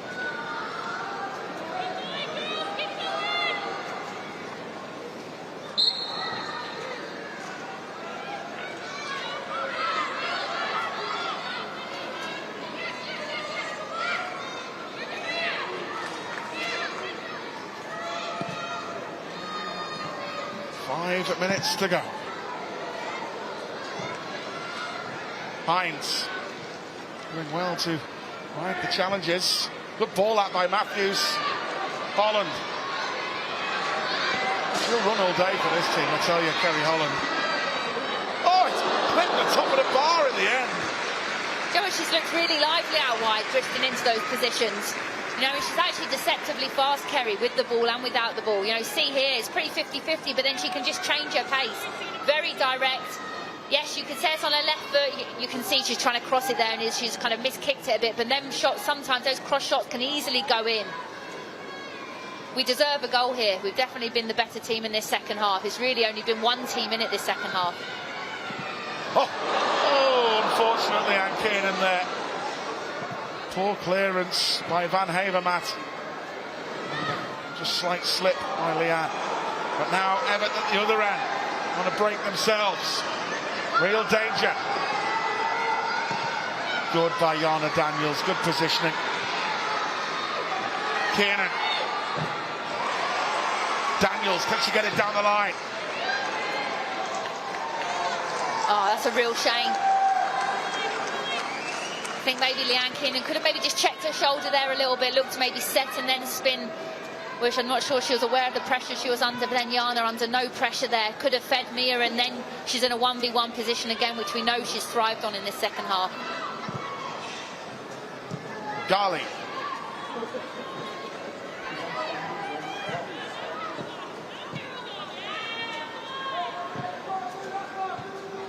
There's Fahy again. Lundgaard getting stuck in. There's Hayashi. Daniels again. Yana Daniels, so brave. Yeah, needs to just someone to get their foot on the ball now. Got a little bit transitional there. A couple of little sloppy passes. Just someone to get on the ball, calm the game down again.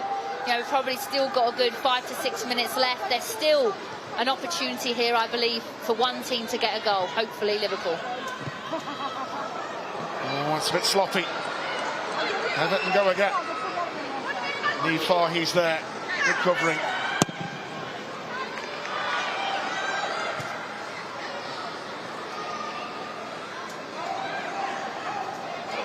Yeah, there's still time for Leanne Kiernan or Mia Enderby to do a Divock Origi. Ah, lovely by Enderby.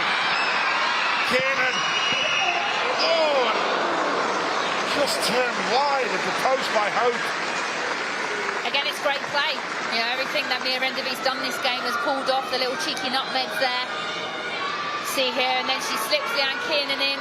and she couldn't do much more there. You know, it's a good ball. She's whipped it into a dangerous area that could easily go in.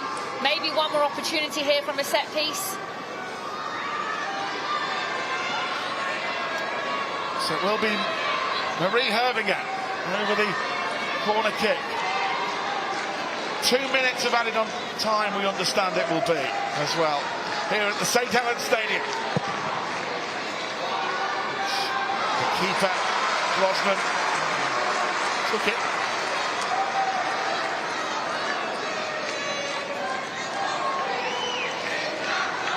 Taylor Hines though in the Taxdawi position at the moment. Not sure about that. Hobson.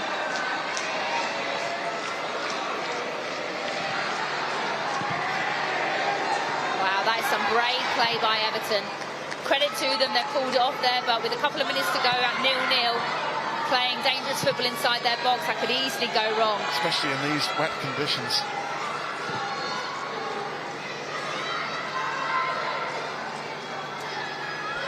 Good cover, you always expect that from Jazz Matthews. Holland. It's a lovely ball. Kiernan to run at them. She's got support in the centre. Here's Taylor Hines. Lucky. Good covering by Hiyashi, in all fairness. Now Everton's turn to break. Brilliant Marie Hervinger.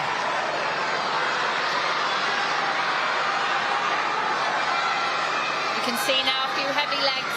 You know, pre-season it's been, you know, attack the last couple of minutes. So maybe a good decision there just to go back and let people catch their breath a little bit to go again for the last 2 minutes. Overall though, Natasha Dowie, I think the reflections, you would say that Matt Beard's side have done more than enough to win this game. Absolutely, yeah, they have. Second half, they've been the better team. First half was quite an even game, but on chances created, Liverpool definitely created the better and unlucky not to get one today.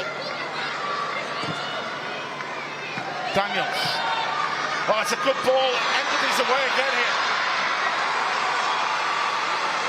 It'll be a corner. Mia Enderby, folks. We're not exaggerating this, are we? She's been an absolute pest to Everton's defence in this second half. Yeah, and I think it's a good option to have. You know, if you're looking to start the likes of Hawke, who you know is a bit more of an aerial threat and a bit more of a target player, then come second half with 30 minutes to go, you know you've got the likes of Ilian Keane and Mia Enderby, who when teams are tired, they don't want to be playing against players like that. And it might take a bit of time for young Cornelia Capox coming to a new country, a new league, a new way of playing. You know, it's understandable settling in. It's going to take a little bit of time. 100%. You've got people like Enderby and Kiernan there. It's good competition. Ooh, Hervinger. Didn't quite work, and Everton trying to launch a counter themselves here. With Ellie Jones. There's Taylor Hines at the cover. Not long to go.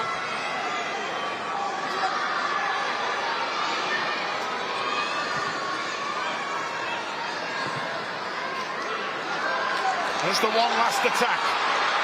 Kiernan still fresh from the bench. Oh, it's a vital touch that, you know, Carrie Holland's in there. And that's it. So, Liverpool FC Women, a brand new era has started today at the St Helens Stadium, a red stadium. Liverpool didn't win, but Matt Beard applauds his team there. The second half, you have to say, the girls give it everything, didn't they? Sophie Roman-Hug went close in the first half. Second half, Mia Enderby came on, was absolutely outstanding. She ran the channel, she ran at Everton, caused endless problems. And she was so unlucky, had one goal disallowed, great save off Brosnan to deny her. Leanne Kiernan came on, was really good with some lively runs. Kerry Holland, absolute non-stop running. Rachel Laws made a good save, but quickly Taxdawi, unfortunate not to win, but great to open up here at St Helens. Yeah, absolutely. Lots of positives, created a lot in the second half, good impact from players, no one injured. Yes, we didn't win the game, but I'm excited about next weekend, looking forward to it. Yeah, so the real McCoy, as it were, starts next weekend, next Sunday, when Leicester City visit St Helens here in the opening of the Barclays Women's Super League. Well, Matt Beard, I think we'll take a lot of positives from this, especially the second half. And it finished today on our first venture into a new stadium in St Helens Stadium. It finished today, Liverpool FC Women 0, Everton 0.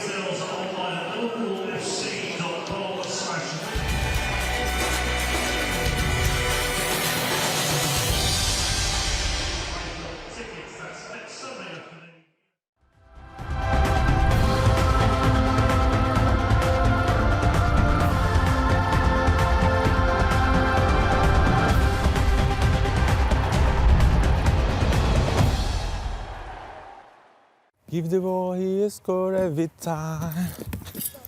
Eu passo, não look passe. Cuidado aí. This is Valentina, the big ones. Bella, the second ones. Liz with mommy is the third. And the fourth is Sophia, 1 month and a half. She never go outside. Between yesterday and today was the first time. That's something that a couple want to know. Best news is Bobby Firmino. Sofia, linda do pai. Linda, meu Deus. I love so much all of them. 2 more if I still pray to God convince my wife.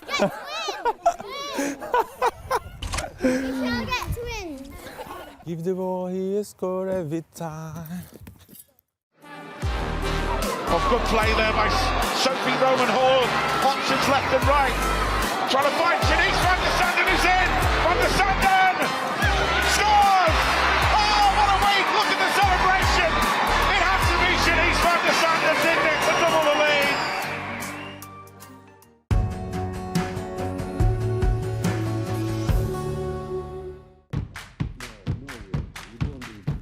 This is a story about Anfield's famous boot room.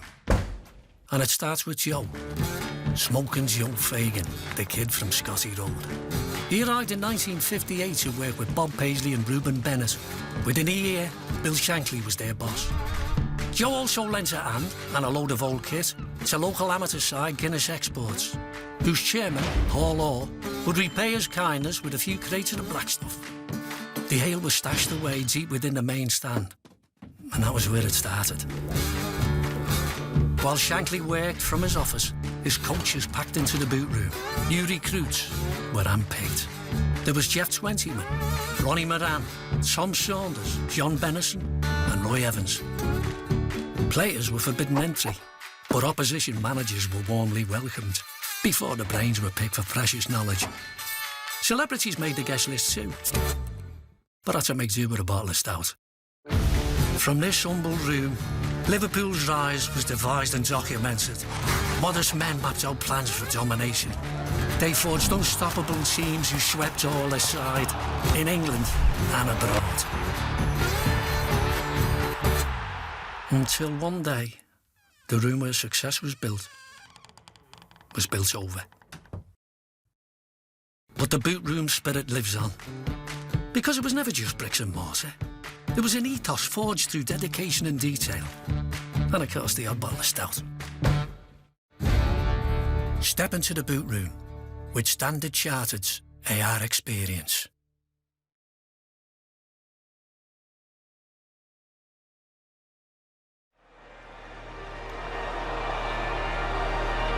Oh, Firmino. It is another. It's 7 for Liverpool. Sensational. Astonishing, incredible. The greatest win against Manchester United there's ever been.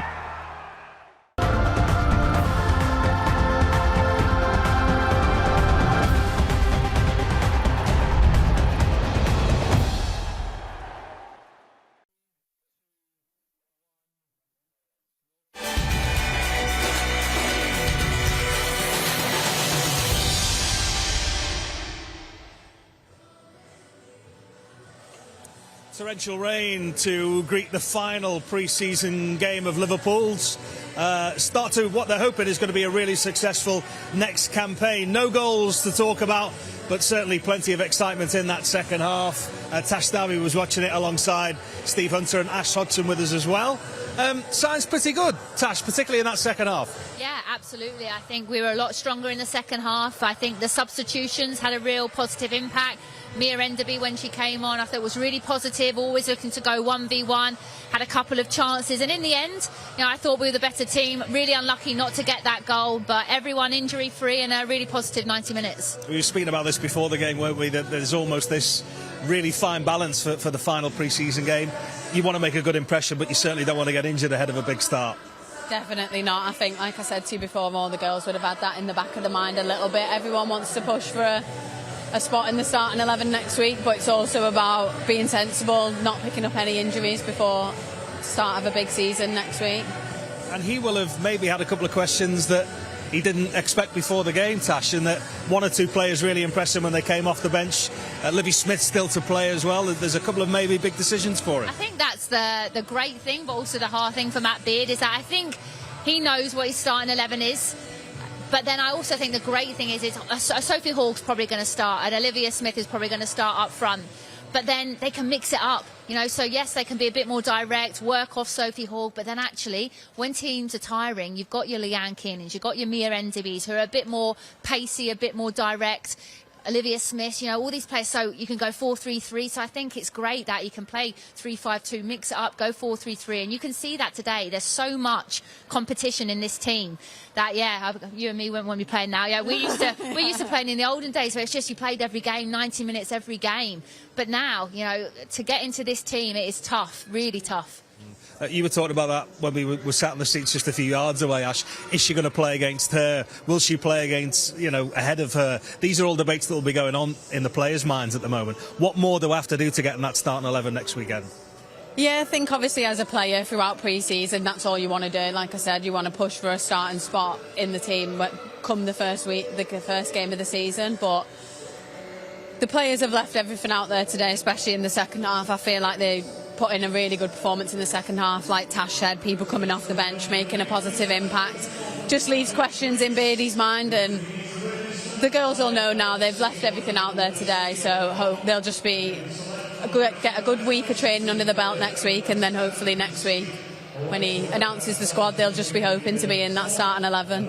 We'll find out what he felt of this afternoon's performance very soon. Before we do that, Tash, let's take a look at some of the key action, certainly from that first half. And you spoke about her before. Sophie were probably the two best opportunities in that first half. This time on the ground, she had a good effort from distance here. Yeah, she did, and it was nice link-up play actually by the two centre forwards. You can see here Bonner helped her back on, and Capox actually gets a good flick here. Sophie Hall gets onto the second balls, and you can see she takes her time, and it's a decent effort. You can see what she's trying to do. She's trying to whip it into that far corner. Probably gets a bit too much on it, but in these kind of conditions, in this weather, that could easily zip into the bottom corner. And half a yard, get your shot off. As a centre forward, if you don't shoot, you don't score, and it's not a bad effort at all. Ideally, you want to make the keeper make a save, but it was good. Probably the best effort of the first half. Gemma Bonner's header as well was a good one.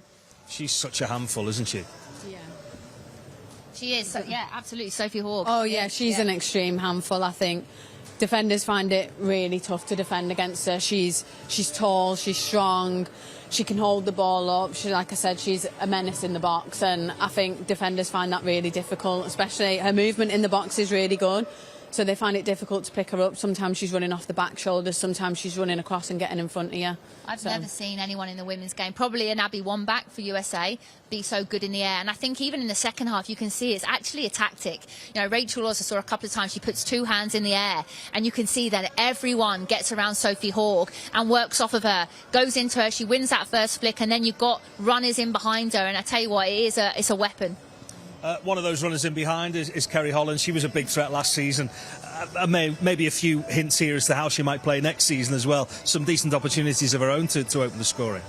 Yeah, I think we saw in this game a lot Kerry drifting out to the left-hand side sometimes, and I feel like with her pace and power, it allows her to drive at people and get crosses in the box. But like we see here, her chance in the first half, like I said, I think it falls through on the edge of the box, and I've seen Kerry put them top corner many times in training, and I think she'll be a bit disappointed that she didn't put that one there, but still a good chance, good effort on goal. Hopefully next time it goes in. I think this is where Liverpool did so well in this game, is actually the way that they recycle the balls, how they were always first and seconds from every set piece, from every free kick. Really good to see. She is a real threat, isn't she? She's somebody that can get on the score sheet. They're worth the weight in goal, those kind of midfield. Yeah, and I think second half what was great as well is the likes of Kerry Holland and Hobinger were getting into the pockets, you know, and getting half-turned, facing up. Then you've got the likes of your runners like your Taylor Hines, who is always going to give you that width out wide.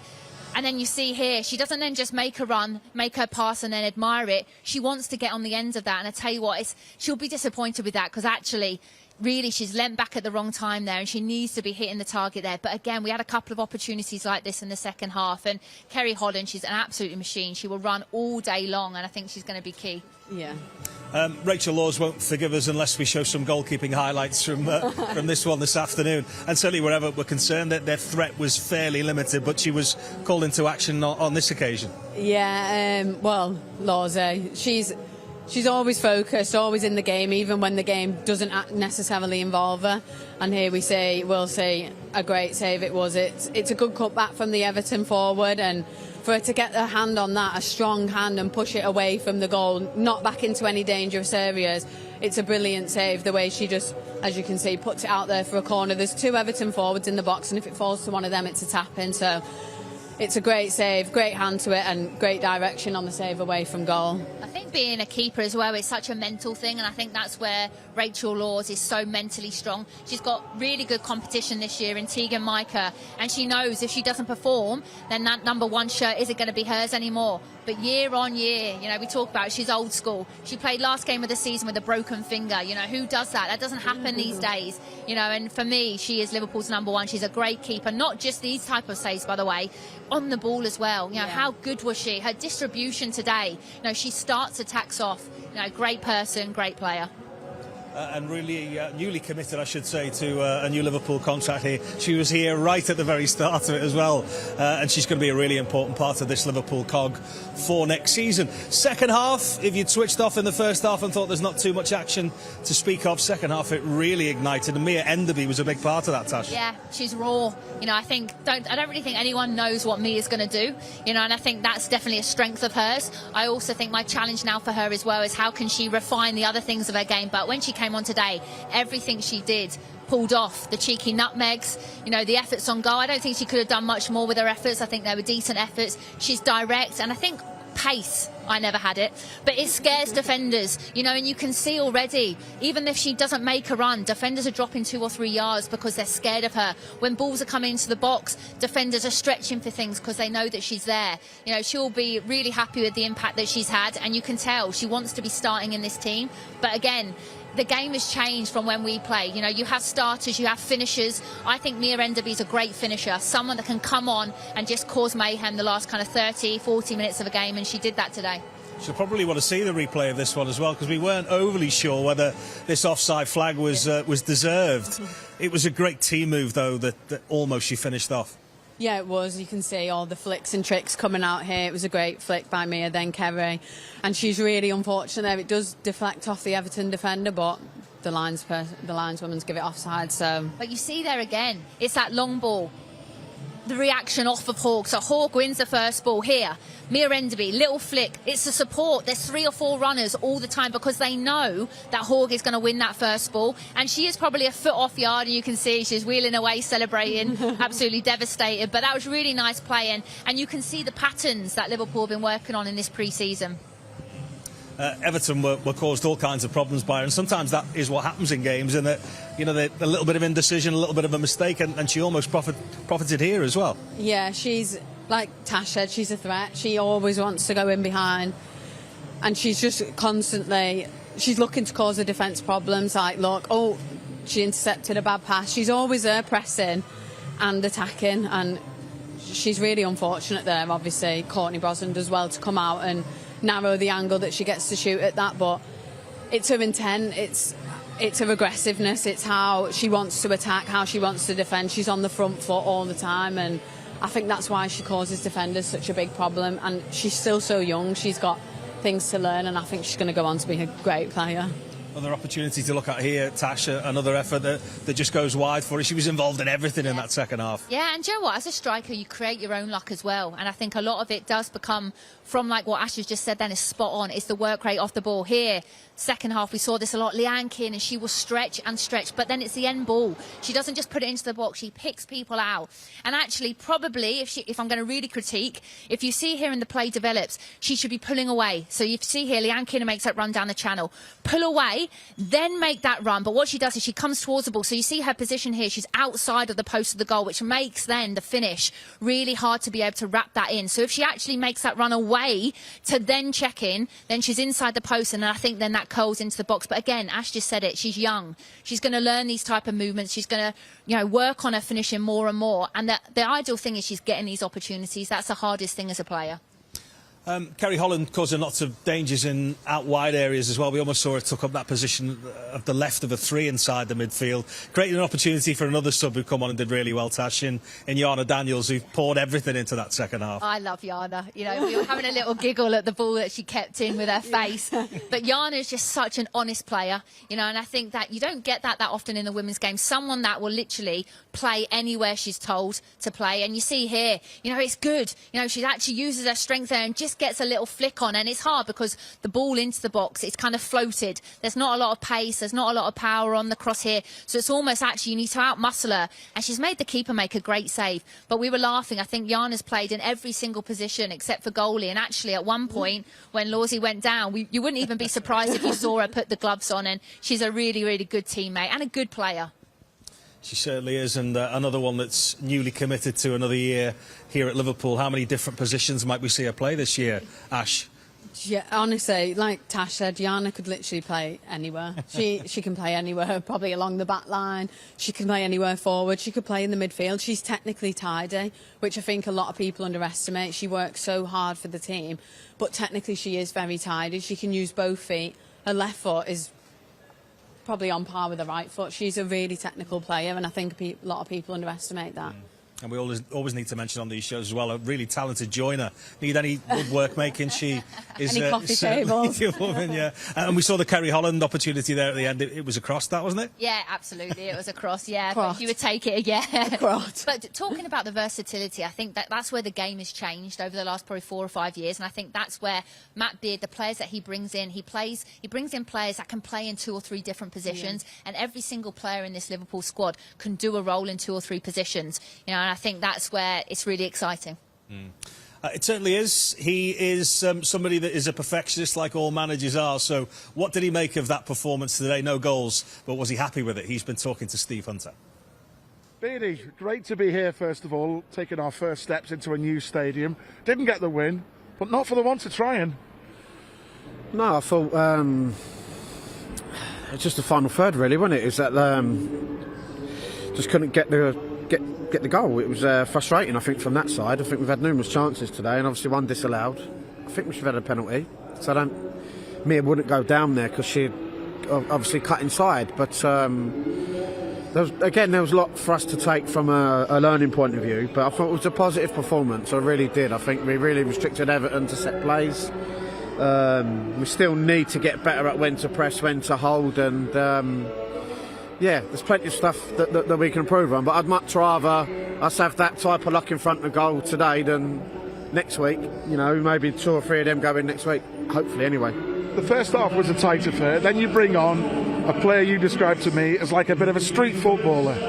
Mia Enderby, wow. Yeah, I mean, 70 times she got fouled, you know. She's so unpredictable, and I think if you're a defender, we sit in training all the time.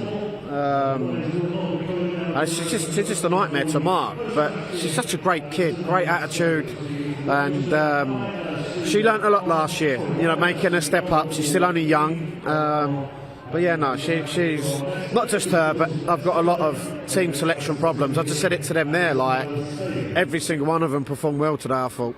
Yeah, great to see people coming off the bench too, the return of injury of Sophie Lungard as well. Yeah, Soph's had a good pre-season. I thought she was excellent when she came on. I felt we lacked that little bit of physicality in the midfield area. I felt, but yeah, Soph come on, got involved. Yes, really positive. Said, look, I can't fault anyone that come off the bench. Jazz Matthews was excellent. Hannah Silcock, she's been out most of pre-season. I thought she was excellent today when she come on as well. Tell us about what you thought your first experience with the team, bringing the team here to a new red stadium, St Helens. It was great to see a good crowd in too. Yeah, no, it's great. It's when you walk in, obviously you got it's red, but the branding as well.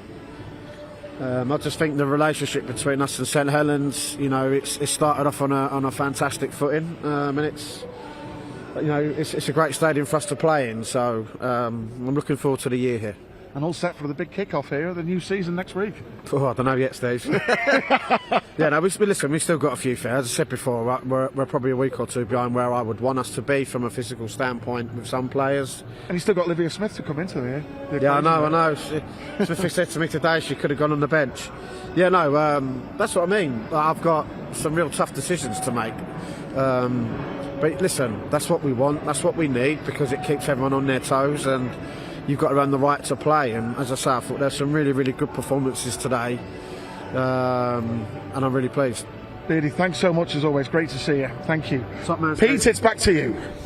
Thank you, gentlemen. Matt Beard there with Steve Hunter, alluding to the fact that he would maybe just like 1 or 2 more weeks to fine-tune some of the rough edges. Is that just the decision-making thing? Is that just a little bit of ring rustiness that maybe they'll knock out of themselves in the next fortnight? 100%. And it's about building partnerships. There's players there that haven't played together. Sometimes that takes months, sometimes that takes years. Obviously, I'm sure Beardy will get them clicking and gelling as quick as possible. But you can see there's some really positive patterns today.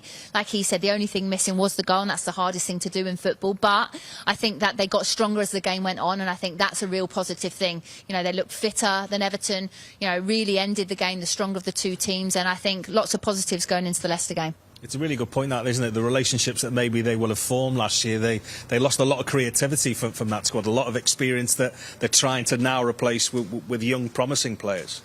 Yeah, obviously, like Tash said, it's hard for people to come in and just gel straight away. Like, you've got to learn the way Beardy wants to play. You've got to learn the other players around you. You need to obviously be able to link up with them, and I think it's all about just gelling and forming them relationships on the pitch. But I think, like Tash said, Beardy will have them doing that over the next couple of weeks, and them fine-tuning things. I think they'll all come together, and I think they've got a lot of young, promising players, and I think they're really going to click in and kick on this season. I know we talked about it before in Mia Enderby, but he referenced to there, this unpredictability that everybody needs in their squad. Yeah. You sense that is one of the big headaches he will have for next weekend? Yeah, he will. Absolutely, he will. And if she doesn't start, I'm sure she'll be knocking on the door saying, look, the impact I had when I came off the bench last week, why am I not starting? But, yeah, that's why I don't want to be a manager. But, again, yeah, Mia, it is. You could talk about her age, but I think she needs to think about, right, how can she kick on this season? She can't just keep saying, I'm young now. She got minutes last year. She showed signs last year. I think this season, she won't want to be known as a kid now. She'll want to be getting minutes. She'll want to be getting into that starting 11. She had a good summer with the England under-19s in the Euros.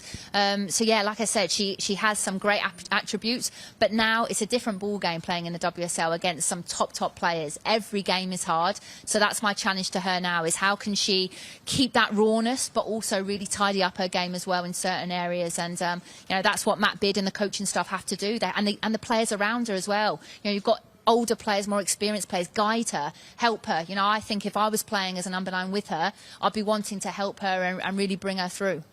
You sense the girls have done that they've taken her under their wing because they can see that they might have a star of the future here.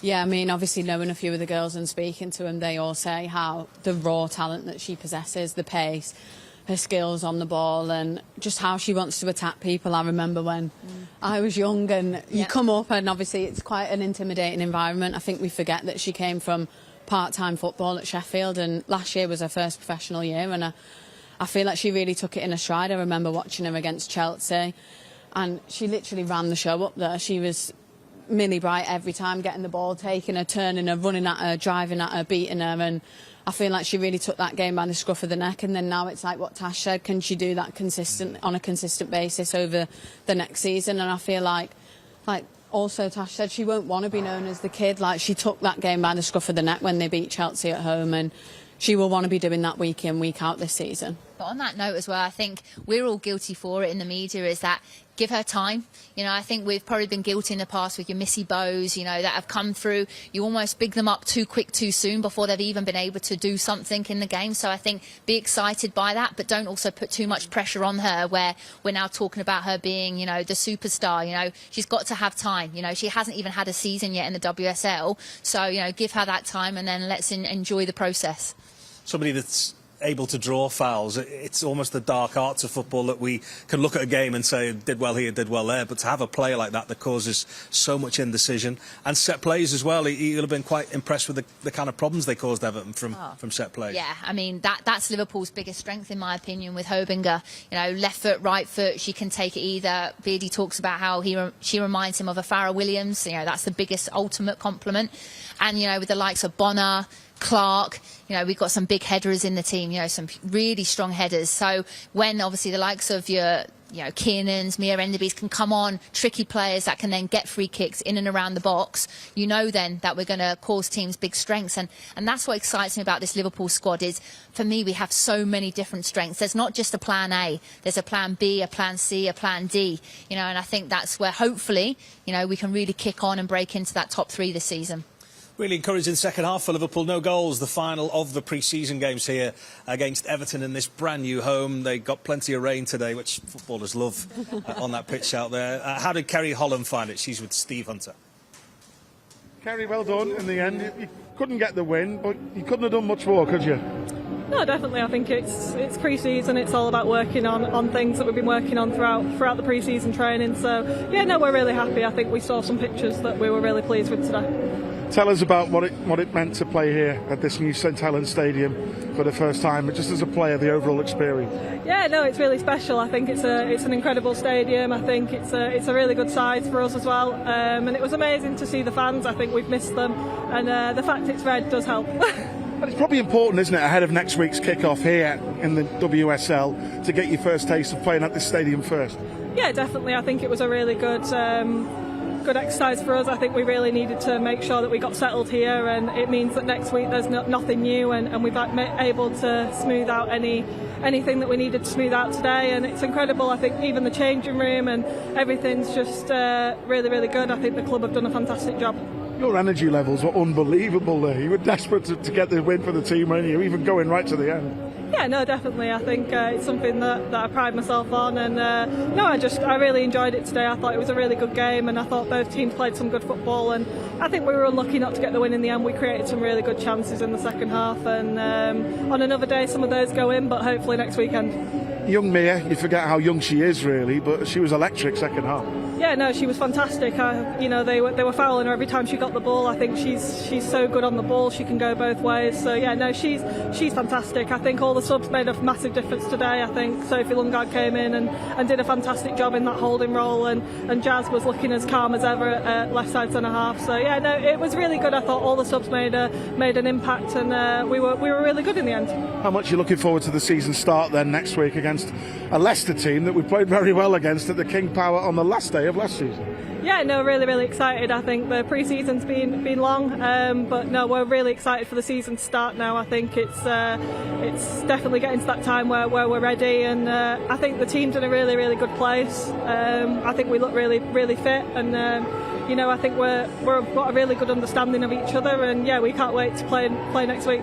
Very well done. Thank you so much. Thank you. Pete, it's all yours. Yeah, thanks very much.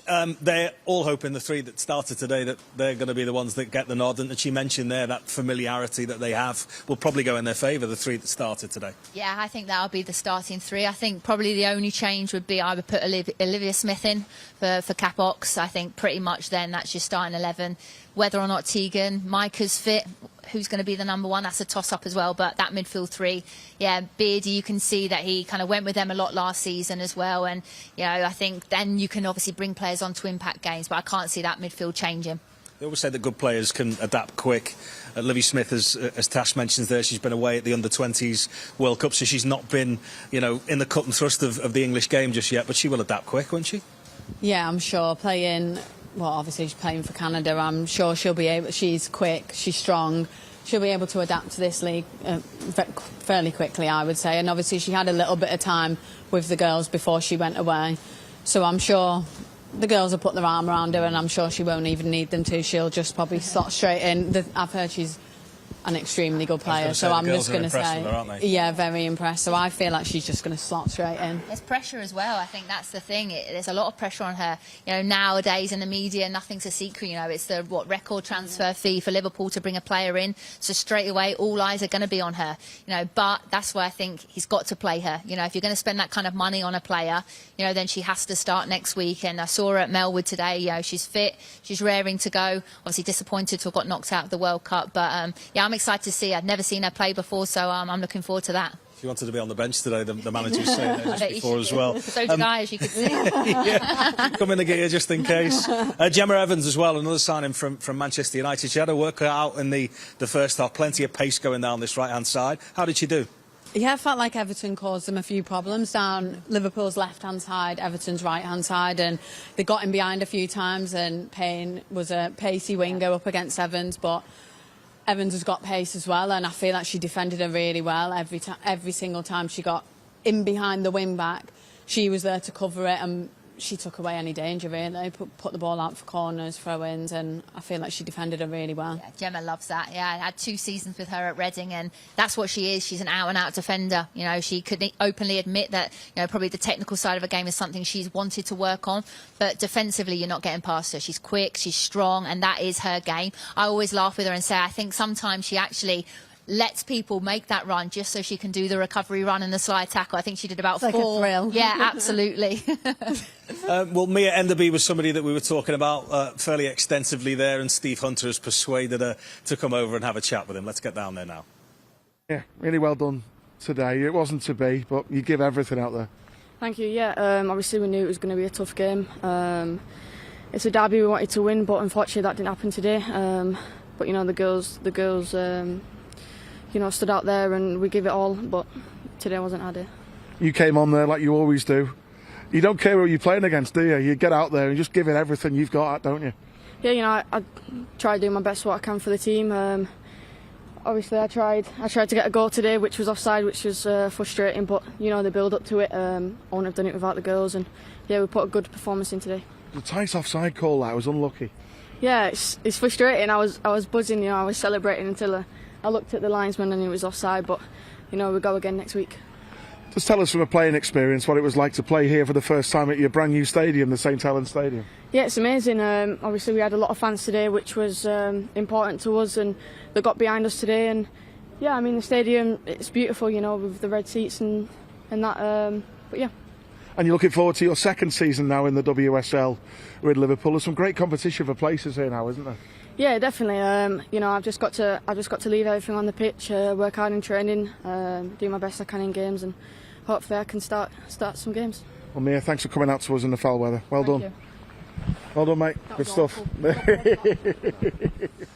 Some ice on the knee there. Let's hope that's nothing too much to worry about. She is certainly one to look out for. And that's us almost done here from St Helens today. Just some time before we leave you to remind you what else we've got coming up on the horizon here on LFC TV. The Champions League back with a bang, and a new format to look forward to as well in the biggest club competition in world football. Quite the glamour tie to kick things off for Liverpool. Arne Slot's side travel to Italy to take on AC Milan at the San Siro. Matchday Live will build up to the Reds' opening game from 6:45 UK time on Tuesday night. And to whet the appetite a bit further, look out for live coverage of the Youth League at 1:30 on Tuesday too. That's the under-19s taking on Milan as well. And then, ahead of the WSL kicking off at the weekend, the LFC Women's season preview show. We'll look ahead to what's in store for Matt Beard's side. That comes your way on Friday at 7 o'clock here on LFC TV. No goals, but plenty of excitement here at the brand new home of the Liverpool Women. Big thanks to Ash and Tash for joining us, and as ever, the biggest thank you to you at home for watching. We'll see you next time.